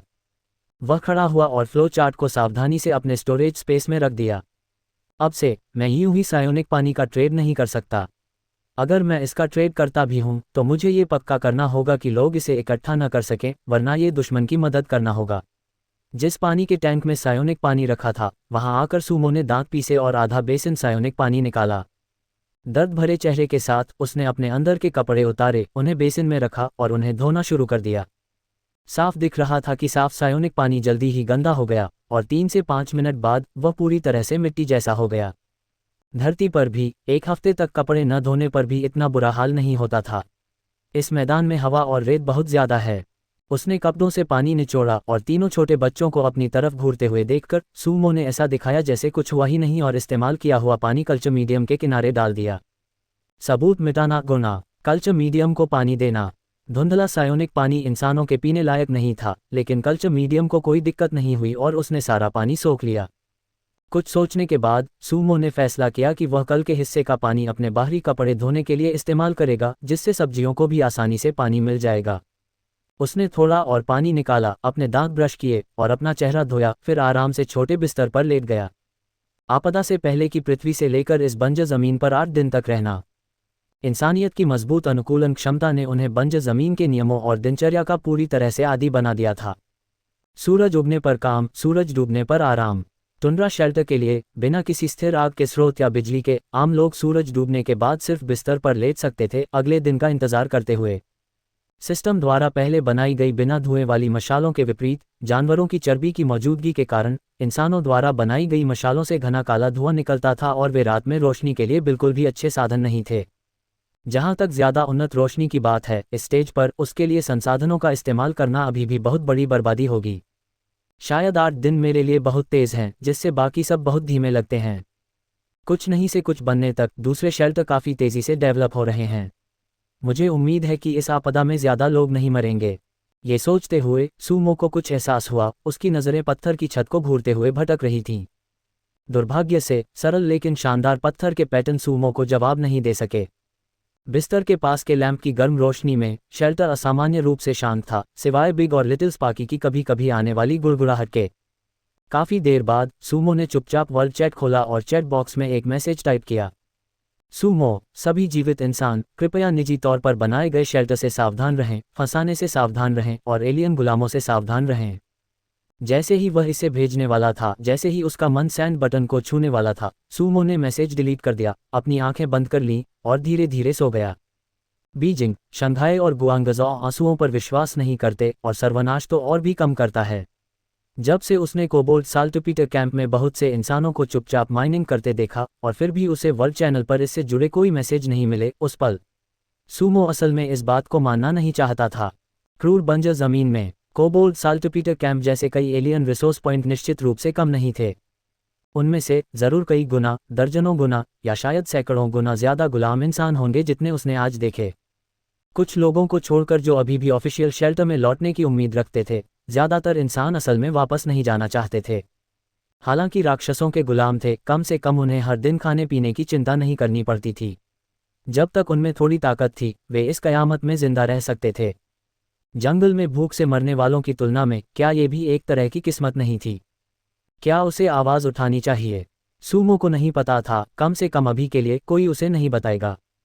चांद डूब गया, सूरज निकल आया। 8 बजे से पहले सूमो स्वाभाविक रूप से जाग गया अब और सो नहीं पा रहा था। सूमो चैन से नहीं सोया था। ज़मीर की आवाज़ से होने वाली सज़ा की भावना के कारण उसे पूरी रात बार बार वही बुरा सपना आया। सपने में सूमो एक चट्टान के किनारे खड़ा था, एक के बाद एक इंसानों को मुस्कुराते हुए किनारे से कूदते हुए देख रहा था। उसने अनगिनत बच्चों को इन इंसानों की नकल करते देखा, धीरे धीरे ये भूलते हुए कि वे बिना जड़ के पौधे नहीं थे। बिस्तर के किनारे बैठे हुए हल्की धूप पहले ही शेल्टर में आ रही थी। उसने मुट्ठी भींची। सूमो ने एक बार फिर वर्ल्ड चैट चैनल खोला और उस मैसेज पर पक्का क्लिक किया जिसे उसने कल रात नहीं भेजा था। शांत वर्ल्ड चैट में ऐसा लगा जैसे कोई बम गिरा दिया गया हो। जो खिलाड़ी म्यूटेटेड जानवरों से बेहतर तरीके से निपटने के बारे में बात कर रहे थे, वे अचानक भड़क उठे। अरे बाप रे, पहली लाइन, मुझे गले लगाओ मेरे भगवान सू। यह मौका जल्दी आने वालों को भगवान का गले लगाने का है। भगवान सू, मुझे देखो, हम एक ही चैनल पर हैं, मुझसे जान पहचान बढ़ाओ। जब सीक्रेट जगह खुलेगी तो मेरे पास तुम्हारे साथ ट्रेड करने के लिए अच्छी चीज़ें हैं। फंसाना, कल किसी ने मुझसे उसके शेल्टर में जाने के लिए संपर्क किया था। धत तेरे की, अच्छा हुआ भगवान सू ने मुझे याद दिलाया। सब लोग, पता लगाओ कि आसपास कोई सरकारी शेल्टर है या नहीं। प्राइवेट वाले ज़्यादा भरोसेमंद नहीं होते। मेरा एक भाई था जो एक प्राइवेट शेल्टर में गया था। पहले तो उसने मुझे जाने के लिए मनाया, लेकिन अगले ही दिन उसकी मौत हो गई। अपने काम से काम रखो। अगर वे जाना चाहते हैं तो यह उनकी मर्जी है, इससे तुम्हारा क्या लेना देना। सूमो: बिल्कुल बिल्कुल, मेरा शेल्टर बहुत बढ़िया है। तुम यहाँ अफवाहें फैलाने के बजाय सबको उसमें रहने क्यों नहीं देते? उस पर विश्वास मत करो सब लोग। मेरा शेल्टर XX जगह पर है। जब तक तुम में थोड़ी ताकत है, सबका स्वागत है। सूमो शायद सिर्फ नाम कमाने वाला है। पिछली बार उसे बस किस्मत से पहला स्थान मिला और अब वह उछल कूद कर रहा है। मुझे उम्मीद है कि अगले बर्फीले तूफान में तुम ठंड से मर जाओगे, कमीने। मैं फंसाने वाला हूँ, मैं यही हूँ, आओ मुझे मारो, ही। तुम्हारी बाहें कितनी लंबी हैं कि तुम हमें यहाँ संभाल लोगे। स्क्रॉलिंग की स्पीड, जो शुरू में ठीक थी, तेजी से बढ़ने लगी। शुरू में बहुत से लोग उसे याद दिलाने के लिए धन्यवाद दे रहे थे, लेकिन 3 से 5 मिनट बाद स्क्रीन गालियों से भर गई। खासकर सूमो को जवाब न देते देखकर ये लोग और भी ज्यादा घमंडी हो गए और एक के बाद एक गालियां देने लगे। सूमो को एक नेगेटिव इंसान बनाने और सबको उसे जुबानी हमला करने के लिए उकसाने की जबरदस्त कोशिश हो रही थी। स्क्रीन पर गंदे मैसेज देखकर सूमो का चेहरा ठंडा पड़ गया और उसने दिन का अपना आखिरी लाउडस्पीकर मैसेज फिर से इस्तेमाल किया। सूमो: आज से अगर मुझे कोई प्राइवेट शेल्टर इंसानियत के गद्दारों को पनाह देते हुए, इंसानियत को गुलाम बनाते और धोखा देते हुए दिखा, सही या गलत की परवाह किए बिना, मैं सूमो उन्हें मार डालूंगा। सूमो: अगर हिम्मत है तो मेरे शेल्टर में आओ। बहुत बढ़िया कहा भगवान सू। अगली बार जब तुम यहाँ आओगे तो मैं तुम्हें चाय पिलाऊंगा। तुम कुत्ते। सूमो: तुम किस तरह के इंसान हो? बहुत बढ़िया, बहुत बढ़िया। भगवान सू: छोटे लोगों से दुश्मनी मत रखो। मैं बस बकवास कर रहा था, इसका कोई मतलब नहीं है, इसका कोई मतलब नहीं है। तुम्हारे मैसेज भी टेढ़े मेढ़े हैं। मुझे लगता है कि तुम, ओह, तो भगवान सू का ये कदम सबके भले के लिए था। तो ठीक है, जो कोई भी गाली देगा वह मेरे बाओमोरिन के खिलाफ है। चैट चैनल को देखते हुए, जो 1 सेकंड पहले तक गालियों से भरा हुआ था, अचानक ऐसे रुक गया जैसे किसी ने उसका गला घोंट दिया हो। कुछ सबसे ज्यादा आक्रामक लोग चुप हो गए। सूमो 2 बार मुस्कुराया और वर्ल्ड चैट बंद कर दिया। जिंदगी में इंसान विचारों में साफगोई चाहता है। मैं, सूमो, किसी भी अंधेरे को स्वीकार कर सकता हूं जिसे मैं नहीं देखता, लेकिन जब तक मैं उसे देखता हूं, तुम्हें मरना होगा। कयामत में कोई नियम नहीं है, मुठियां ही नियम हैं। अगर मेरे विचार साफ नहीं हैं तो तुम्हें इसकी कीमत चुकानी पड़ेगी। कयामत के नियमों के लिए जिम्मेदार मरे हुए आदमी के प्राइवेट मैसेज पर सूमो ने चुपचाप इन 3 बातों को रिकॉर्ड किया, फिर कपड़े पहने, दांत ब्रश किए और मुंह धोया। एक तरह से अच्छा इंसान होने के नाते सूमो उन सभी चीज़ों को पूरी तरह से नज़रअंदाज कर सकता था जिन्हें वह नहीं देखता था। लेकिन जिस अंधेरे को उसने देखा था, अपनी पूरी सुरक्षा सुनिश्चित करते हुए, सूमो से जुड़ी वह रोशनी आखिरकार कयामत के अंधेरे को चीर देगी और स्याही से काले हुए सभी दिलों को रोशन कर देगी। जब से तीनों छोटे एक दूसरे से परिचित हुए थे, वे हमेशा रात में एक साथ सोते थे। सूमो को इतनी जल्दी उठता देखकर ओरियो, जो लिविंग रूम में लेटा हुआ था, ने अपना कुत्ते का सिर थोड़ा ऊपर उठाया, उसे पहचाना और फिर खर्राटे लेने लगा। ओरियो के बगल में बिग स्पार्क और लिटिल स्पार्क एक गेंद की तरह सिकुड़ कर लेटे हुए थे, अपने मुर्गियों के सिर ओरियो के नर्म पेट पर रखे हुए थे और अपनी नींद का मजा ले रहे थे। कुछ स्ट्रेच करने के बाद सूमो ने अपना मुंह धोया और कुल्ला किया, फिर अपनी जैकेट और पैंट उतारी, उन्हें पानी में धोया और उन्हें धूप में सुखाने के लिए हवादार खिड़की में लटका दिया। सिर घुमाकर सूमो ने गंदा भूतिया पानी फिर से कल्चर मीडियम में डाला और बिना शर्ट पहने पत्थर के स्टूल पर बैठ गया। सुबह के समय बंजर जमीन में अभी भी ठंडी हवा थी। हालांकि शेल्टर में 5 मीटर नीचे बैठे हुए सूमो को काफी ठंडक महसूस हो रही थी। उसने ठीक 8 बजे तक इंतजार किया, फिर अपना ध्यान केंद्रित किया और 9 जनवरी के सिस्टम प्रॉम्प्ट देखे। कयामत कैलेंडर 9 जनवरी। आपको 5 पॉइंट से ज्यादा कॉम्बैट पावर वाला अपना पहला हथियार मिला है, सर्वाइवल पॉइंट्स जोड़ 1 0। आपको 10 पॉइंट से ज्यादा कॉम्बैट पावर वाला अपना पहला आर्मर मिला है, सर्वाइवल पॉइंट्स जोड़ 2 5। आपने आसानी से गॉब्लिन्स के एक स्क्वाड को मार गिराया, सर्वाइवल पॉइंट्स जोड़ 1 0। आपकी हाथापाई की लड़ने की क्षमता और जागरूकता में बहुत सुधार हुआ है, सर्वाइवल पॉइंट्स जोड़ 5 0। आपने पहली बार 1862 गॉब्लिन्स का एग्रो सफलतापूर्वक अपनी ओर खींचा, सर्वाइवल पॉइंट्स जोड़ 3 5 0। आपने पहली बार सफलतापूर्वक एक फाइन ग्रेड मटेरियल बनाया, सर्वाइवल पॉइंट्स जोड़ 5 0। बधाई हो सूमो। अंधेरे और रोशनी के इंसानी स्वभाव के ट्रायल में आपने रोशनी और अंधेरे के बीच खड़े होने का फैसला किया अपने लिए सबसे सही रास्ता ढूंढा और इंसानी स्वभाव के ट्रायल को सफलतापूर्वक पार किया।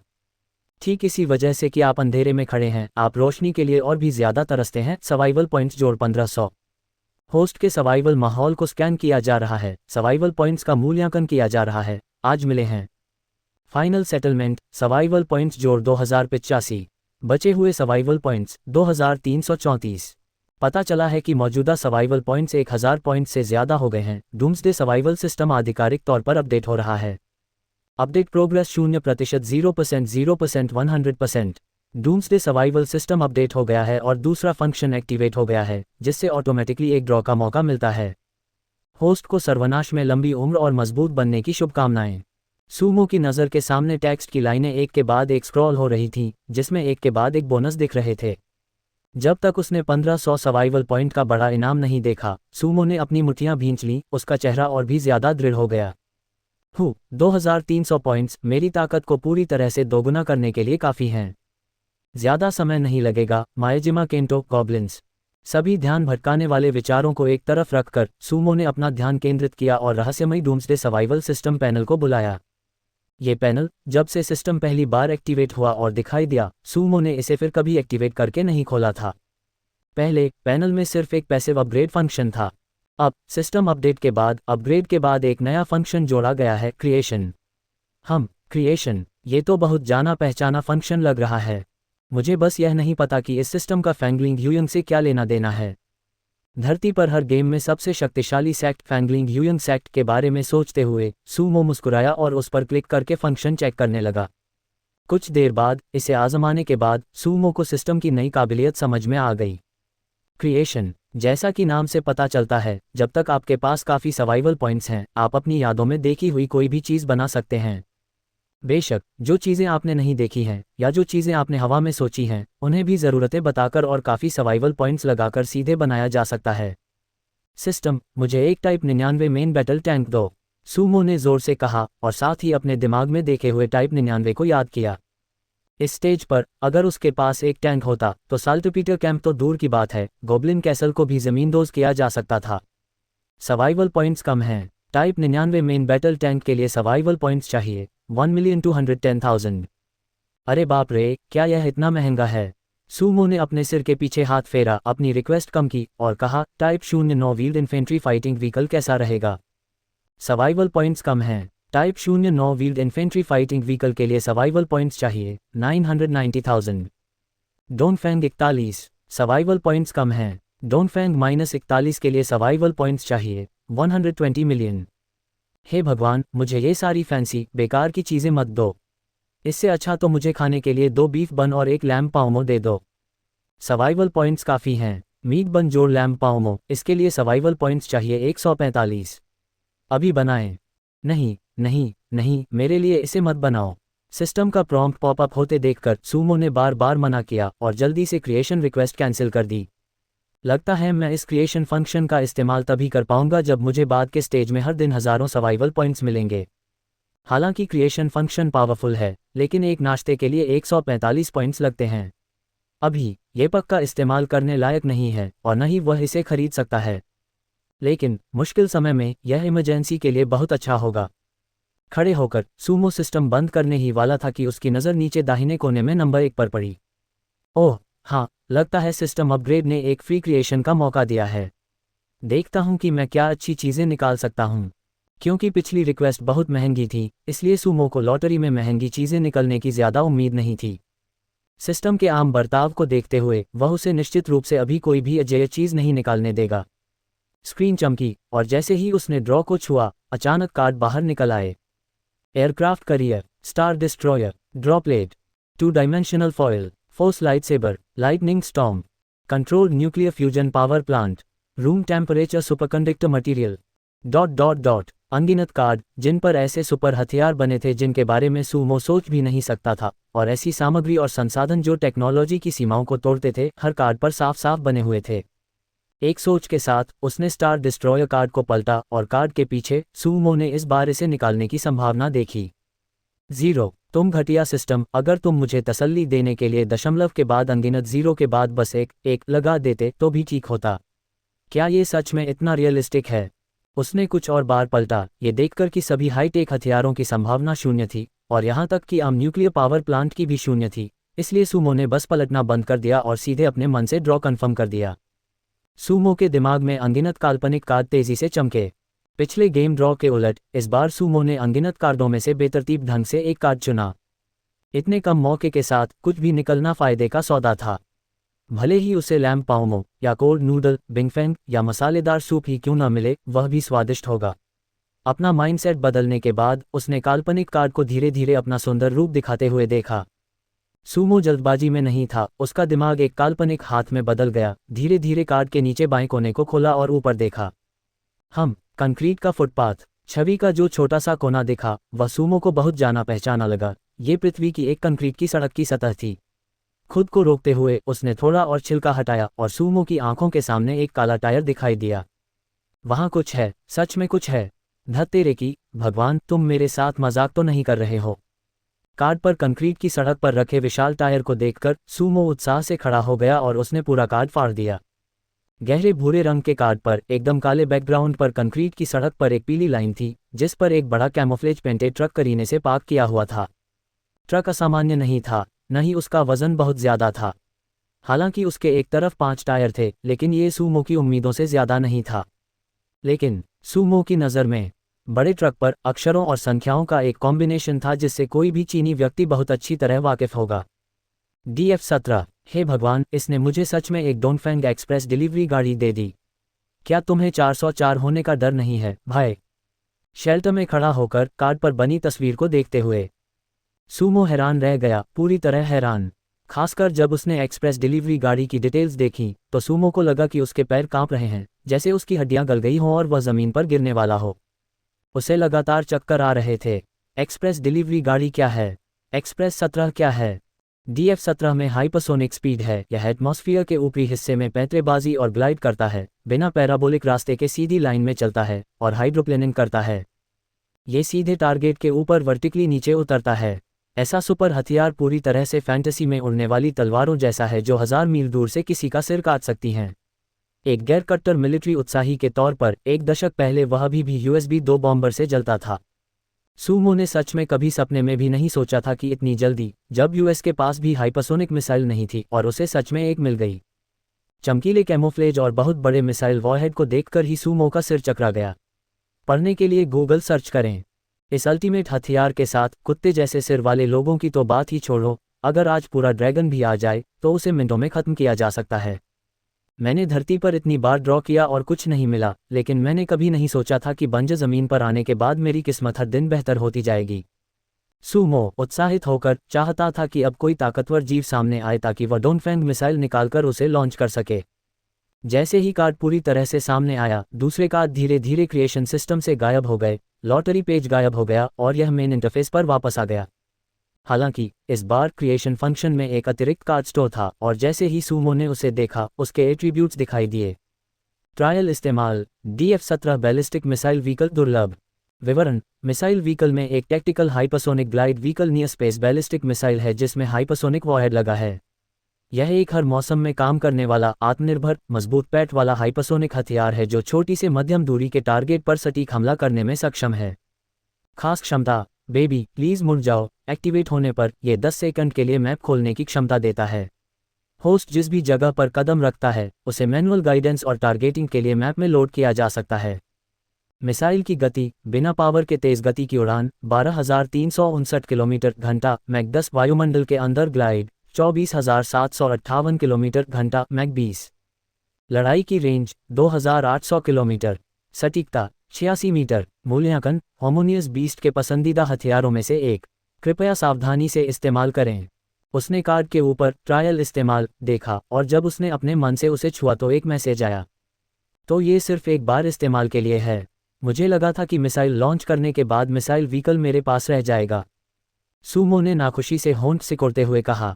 ऊपर के अल्टीमेट हथियार की तो बात ही छोड़ो, सिर्फ मिसाइल व्हीकल ही मौजूदा माहौल में एक अजय चीज़ थी।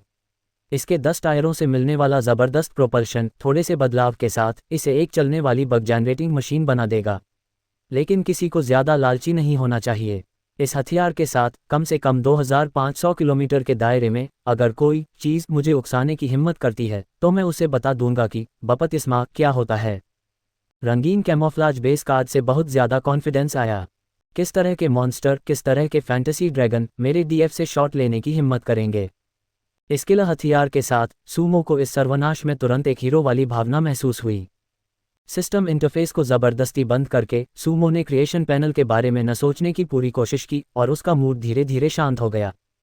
वह सप्लाई रूम में गया, बची हुई बिना खाई हुई बिग लीबा ब्रेड निकाली, कुछ लोगों के लिए काफ़ी काटी और उसे बर्तन में डाल दिया। उसने कुछ चम्मच सायोनिक पानी डाला और जब ज़मीन के नीचे के बर्तन में लकड़ी जल रही थी और पानी का तापमान धीरे धीरे बढ़ रहा था तो वह इंतज़ार करने लगा। अपनी डायरी रिकॉर्ड करने के लिए प्राइवेट मैसेज खोलकर सूमो पत्थर के स्टूल पर बैठ गया और मानसिक रूप से लिखना शुरू किया। आज बंजर ज़मीन में मेरा 9वां दिन है। ठीक है, मैं मानता हूँ मैं थोड़ा बहक गया हूँ, लेकिन मैं तेज़ी से तरक्की कर रहा हूँ। जल्द ही मेरे पास पीले विस्फोटक होंगे और हाँ, मुझे एक बहुत शक्तिशाली किलर हथियार भी मिला है। यह अभी के लिए एक राज है। शेल्टर नंबर 2 में तेल का कुआं शुरू करने का समय आ गया है। मैं सच में ये देखने के लिए उत्सुक हूँ कि क्या एक हाई क्वालिटी तेल के कुएं में कुछ अजीब फंक्शन होंगे, लेकिन ये कोई समस्या नहीं है। मुझे पहले ही निकालने की पूरी प्रक्रिया मिल गई है, इसमें बस थोड़ी मेहनत लगेगी। जब भी मैं बाहर जाता हूँ मुझे हमेशा चिंता रहती है कि शेल्टर का पिछला दरवाज़ा बंद नहीं है और अगर कोई चुपके से अंदर आ गया तो बुरा होगा।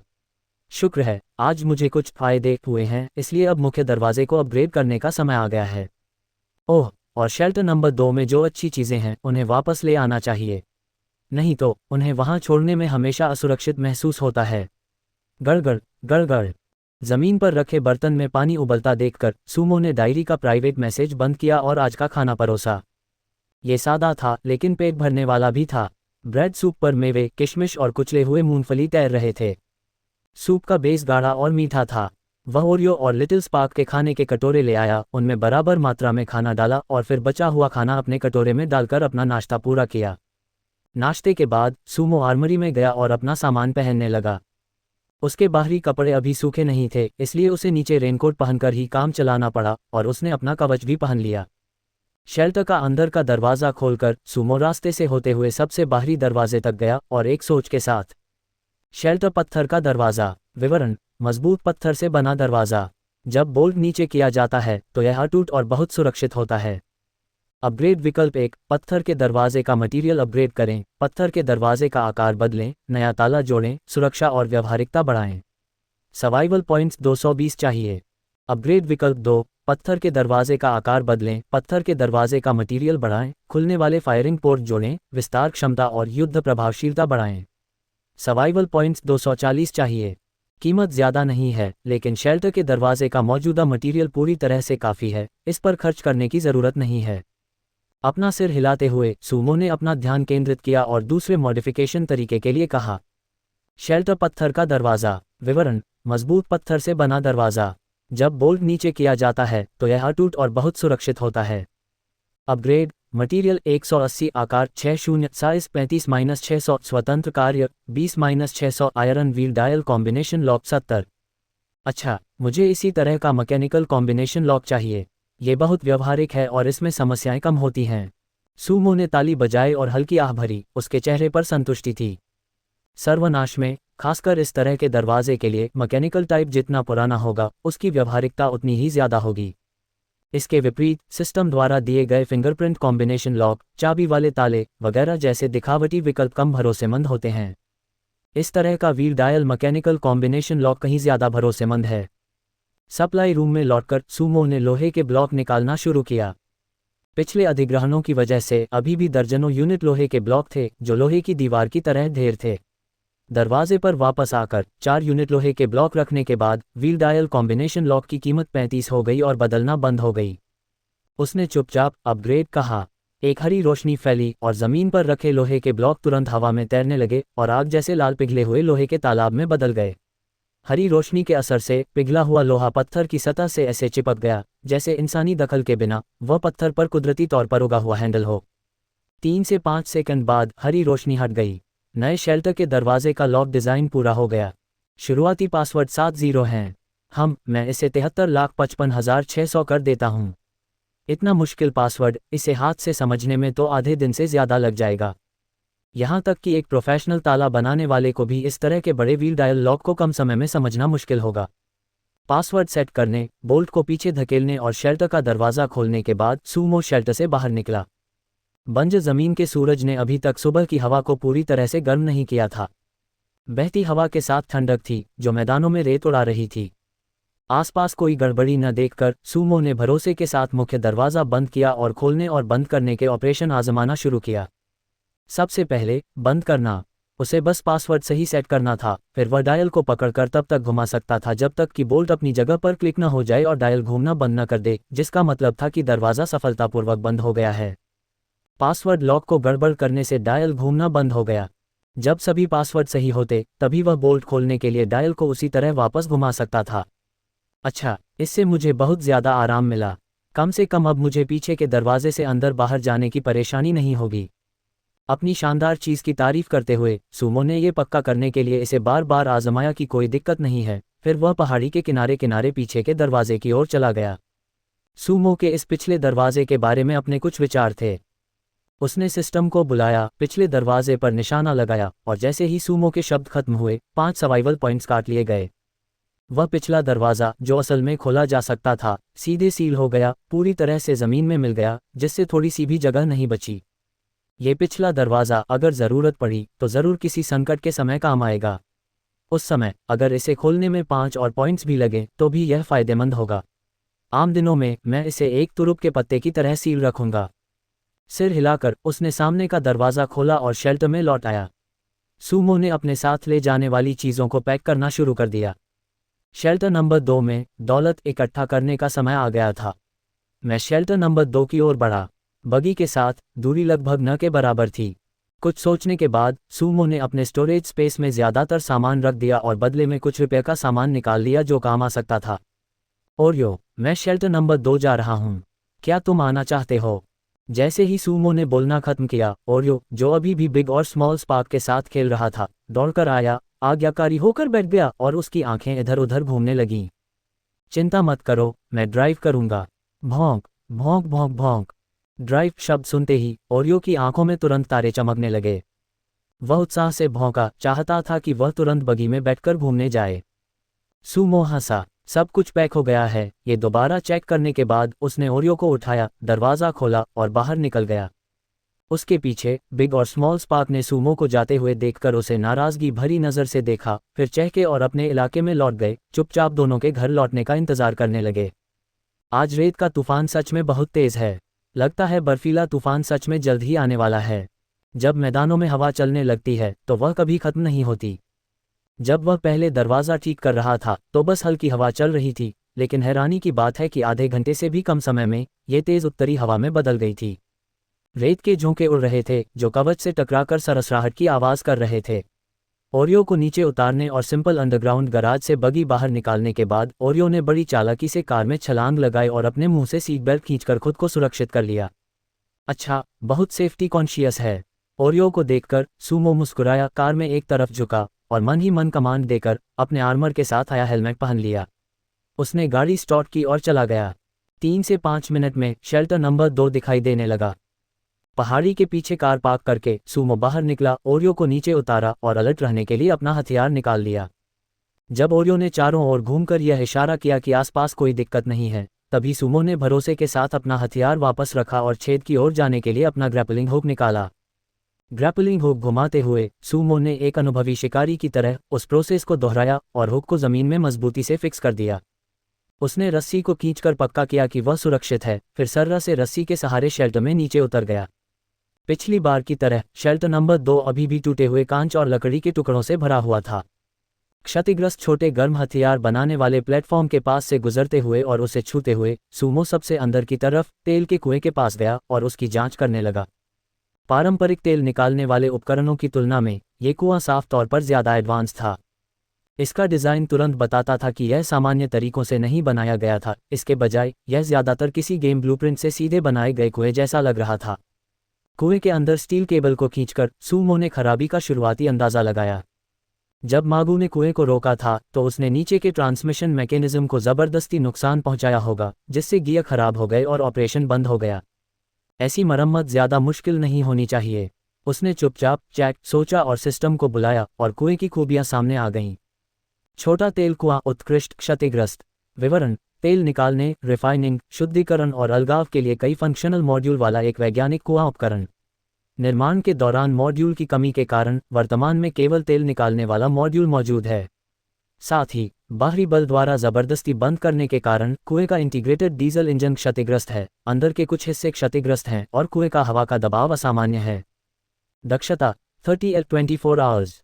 अपग्रेड पाथ 1, तेल कुएं की मरम्मत करें, सामान्य ऑपरेशन बहाल करें, एक शुद्धिकरण मॉड्यूल और एक स्टोरेज मॉड्यूल जोड़ें। सर्वाइवल पॉइंट्स 920 चाहिए। अपग्रेड पाथ 2, तेल कुएं की मरम्मत करें, सामान्य ऑपरेशन बहाल करें, एक रिफाइनिंग मॉड्यूल, एक शुद्धिकरण और अलगाव मॉड्यूल, एक शुद्धिकरण मॉड्यूल और एक स्टोरेज मॉड्यूल जोड़ें। सर्वाइवल पॉइंट्स 1580 चाहिए। मूल्यांकन: मैं मातृभूमि को तेल समर्पित करता हूँ। तो मागू को मिले तेल कुएं में भी सभी मॉड्यूल नहीं थे। अगर इसमें सिर्फ तेल निकालने वाला मॉड्यूल था तो क्या इसे ट्रेडिंग सीक्रेट दायरे में एक संसाधन के रूप में बेचने के लिए बनाया गया था? अपना हाथ कुएं के किनारे पर रखकर सूमो ने अंदर झांका। यह हथाह था। बेस में सायोनिक कुएं की तरह इस तेल कुएं का ऑपरेशन भी साफ तौर पर पारंपरिक समझ पर आधारित नहीं था। जहां तक अलग अलग अजीब मॉड्यूल की बात थी, उन्हें समझना आसान था। वे शायद वर्कबेंच पर रखे मॉड्यूल जैसे ही थे, जो नॉर्मल लॉजिक को चुनौती दे रहे थे। मुझे कौन सा चुनना चाहिए? जैसे ही उसने कुएं का डिस्क्रिप्शन देखा, सूमो ने उसे अकेले रिपेयर करने का विचार छोड़ दिया।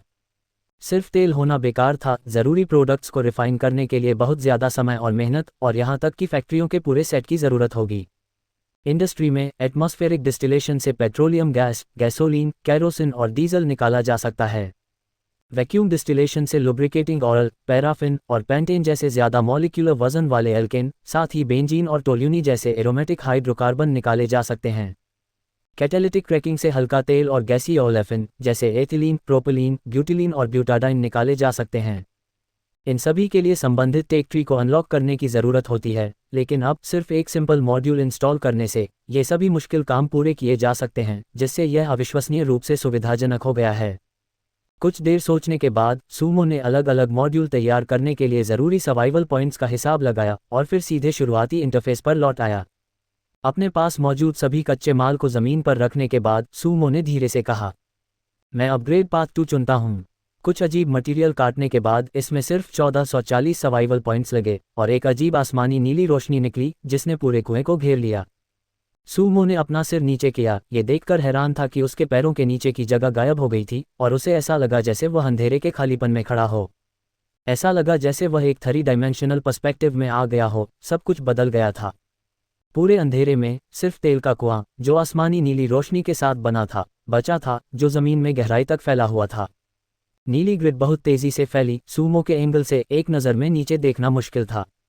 300 एम या 500 एम। सूमो की नज़र के सामने पारदर्शी नीली ग्रिड एक के बाद एक चौकोर मॉड्यूल में बदलने लगी।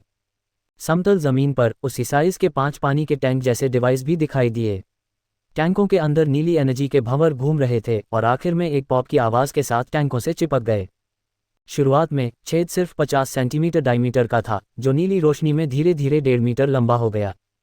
नीली रोशनी की पट्टियां अजगर की तरह स्वाभाविक रूप से छेद से बाहर निकलीं। उनके सिरे पानी के टैंकों की पूंछ से जुड़ गए, जिससे कनेक्शन बन गया। पलक झपकते ही दिखने में अंतहीन नीली ग्रिड तेजी से ऊपर उठने लगी। 3 से 5 सांसों के बाद जब सूमो ने दोबारा देखा तो वह शेल्टर नंबर 2 के असली रूप में वापस आ गया था। जैसे अभी जो कुछ भी हुआ था वह सिर्फ एक भ्रम था। ये सिस्टम आखिर है क्या? ये तो बस बहुत ही साइंस फिक्शन है। सूमो ने अपने माथे से पसीना पोंछा। 10 सेकंड से भी कम समय तक उस खाई में देखने पर ऐसा लगा जैसे वह 100 मीटर के रोलर कोस्टर पर सवार हो, जिससे उसकी भावनाएं ऊपर नीचे हो रही थीं। पहले से खराब और ठीक से काम न करने वाला तेल का कुआं अब पूरी तरह से नया था। कुएं का किनारा, जो पहले पत्थर का बना था, अब पूरी तरह से मेटेलिक चमक वाले ग्रे काले लोहे के किनारे से बदल दिया गया था। कुआं, जिसमें पहले सिर्फ एक तेल का बैरल ऊपर नीचे होता था, अब 5 मोटी रबर की पाइपों से पूरी तरह भर गया था। 1 मीटर से ज़्यादा लंबी रबर की पाइपों के साथ बाहर देखने पर ज़मीन पर 5 50-50-50 पानी के टैंक रखे थे, जिनके सिरे रबर की पाइपों से जुड़े थे। इतने छोटे बक्से कितना स्टोर कर सकते हैं? झुककर सूमो पानी के टैंक का सही साइज देखने के लिए उसे खोलने ही वाला था, जब उसकी नज़र पड़ी तो उसकी स्टोरेज स्पेस जैसी एक काली जगह अचानक उसकी आंखों के सामने आ गई। पानी के टैंक सिर्फ फिजिकल चीज़ें हैं, लेकिन अंदर वे स्टोरेज स्पेस हैं। ऊपर दाईं ओर कोने में 10 क्यूबिक मीटर साइज देखकर सूमो हैरान रह गया। इतना छोटा बक्सा असल में 10 क्यूबिक मीटर सामान रख सकता था, जो उसकी पर्सनल स्टोरेज स्पेस से भी बड़ा था। उसने बक्सों को 2 बार हिलाने की कोशिश की, लेकिन उन्हें अपनी जगह पर फिक्स देखकर सूमो ने अनिच्छा से एक को पर्सनल स्टोरेज के तौर पर ले जाने का विचार छोड़ दिया। लगता है इन मॉड्यूल्स में सच में असाधारण खूबियां हैं। खड़े होकर और तेल के कुएं का डेटा दोबारा देखकर सूमो के चेहरे पर एक संतुष्टि भरी मुस्कान आ गई। छोटा तेल का कुआं उत्कृष्ट विवरण। तेल निकालने, रिफाइनिंग, शुद्धिकरण और अलगाव के लिए कई फंक्शनल मॉड्यूल वाला एक वैज्ञानिक कुआं डिवाइस। सभी फंक्शन अभी नॉर्मल हैं। एफिशिएंसी: कच्चा तेल 100L 24H, diesel 45L 24H, gasoline 22L 24H, toluene 5 kilograms 24 hours. हर 24 घंटे में प्रोडक्शन के लिए सिर्फ 2 आइटम चुने जा सकते हैं। सच में, मॉड्यूल जोड़ने के बाद तेल का कुआं सीधे टोल्यूनी और डीजल को रिफाइन कर सकता है। सूमो, उस भाई को स्पेशल थैंक्स जिसने कल मेरे पासवर्ड लॉक के नंबर तोड़ने की कोशिश की थी। आपका सामान रास्ते में है।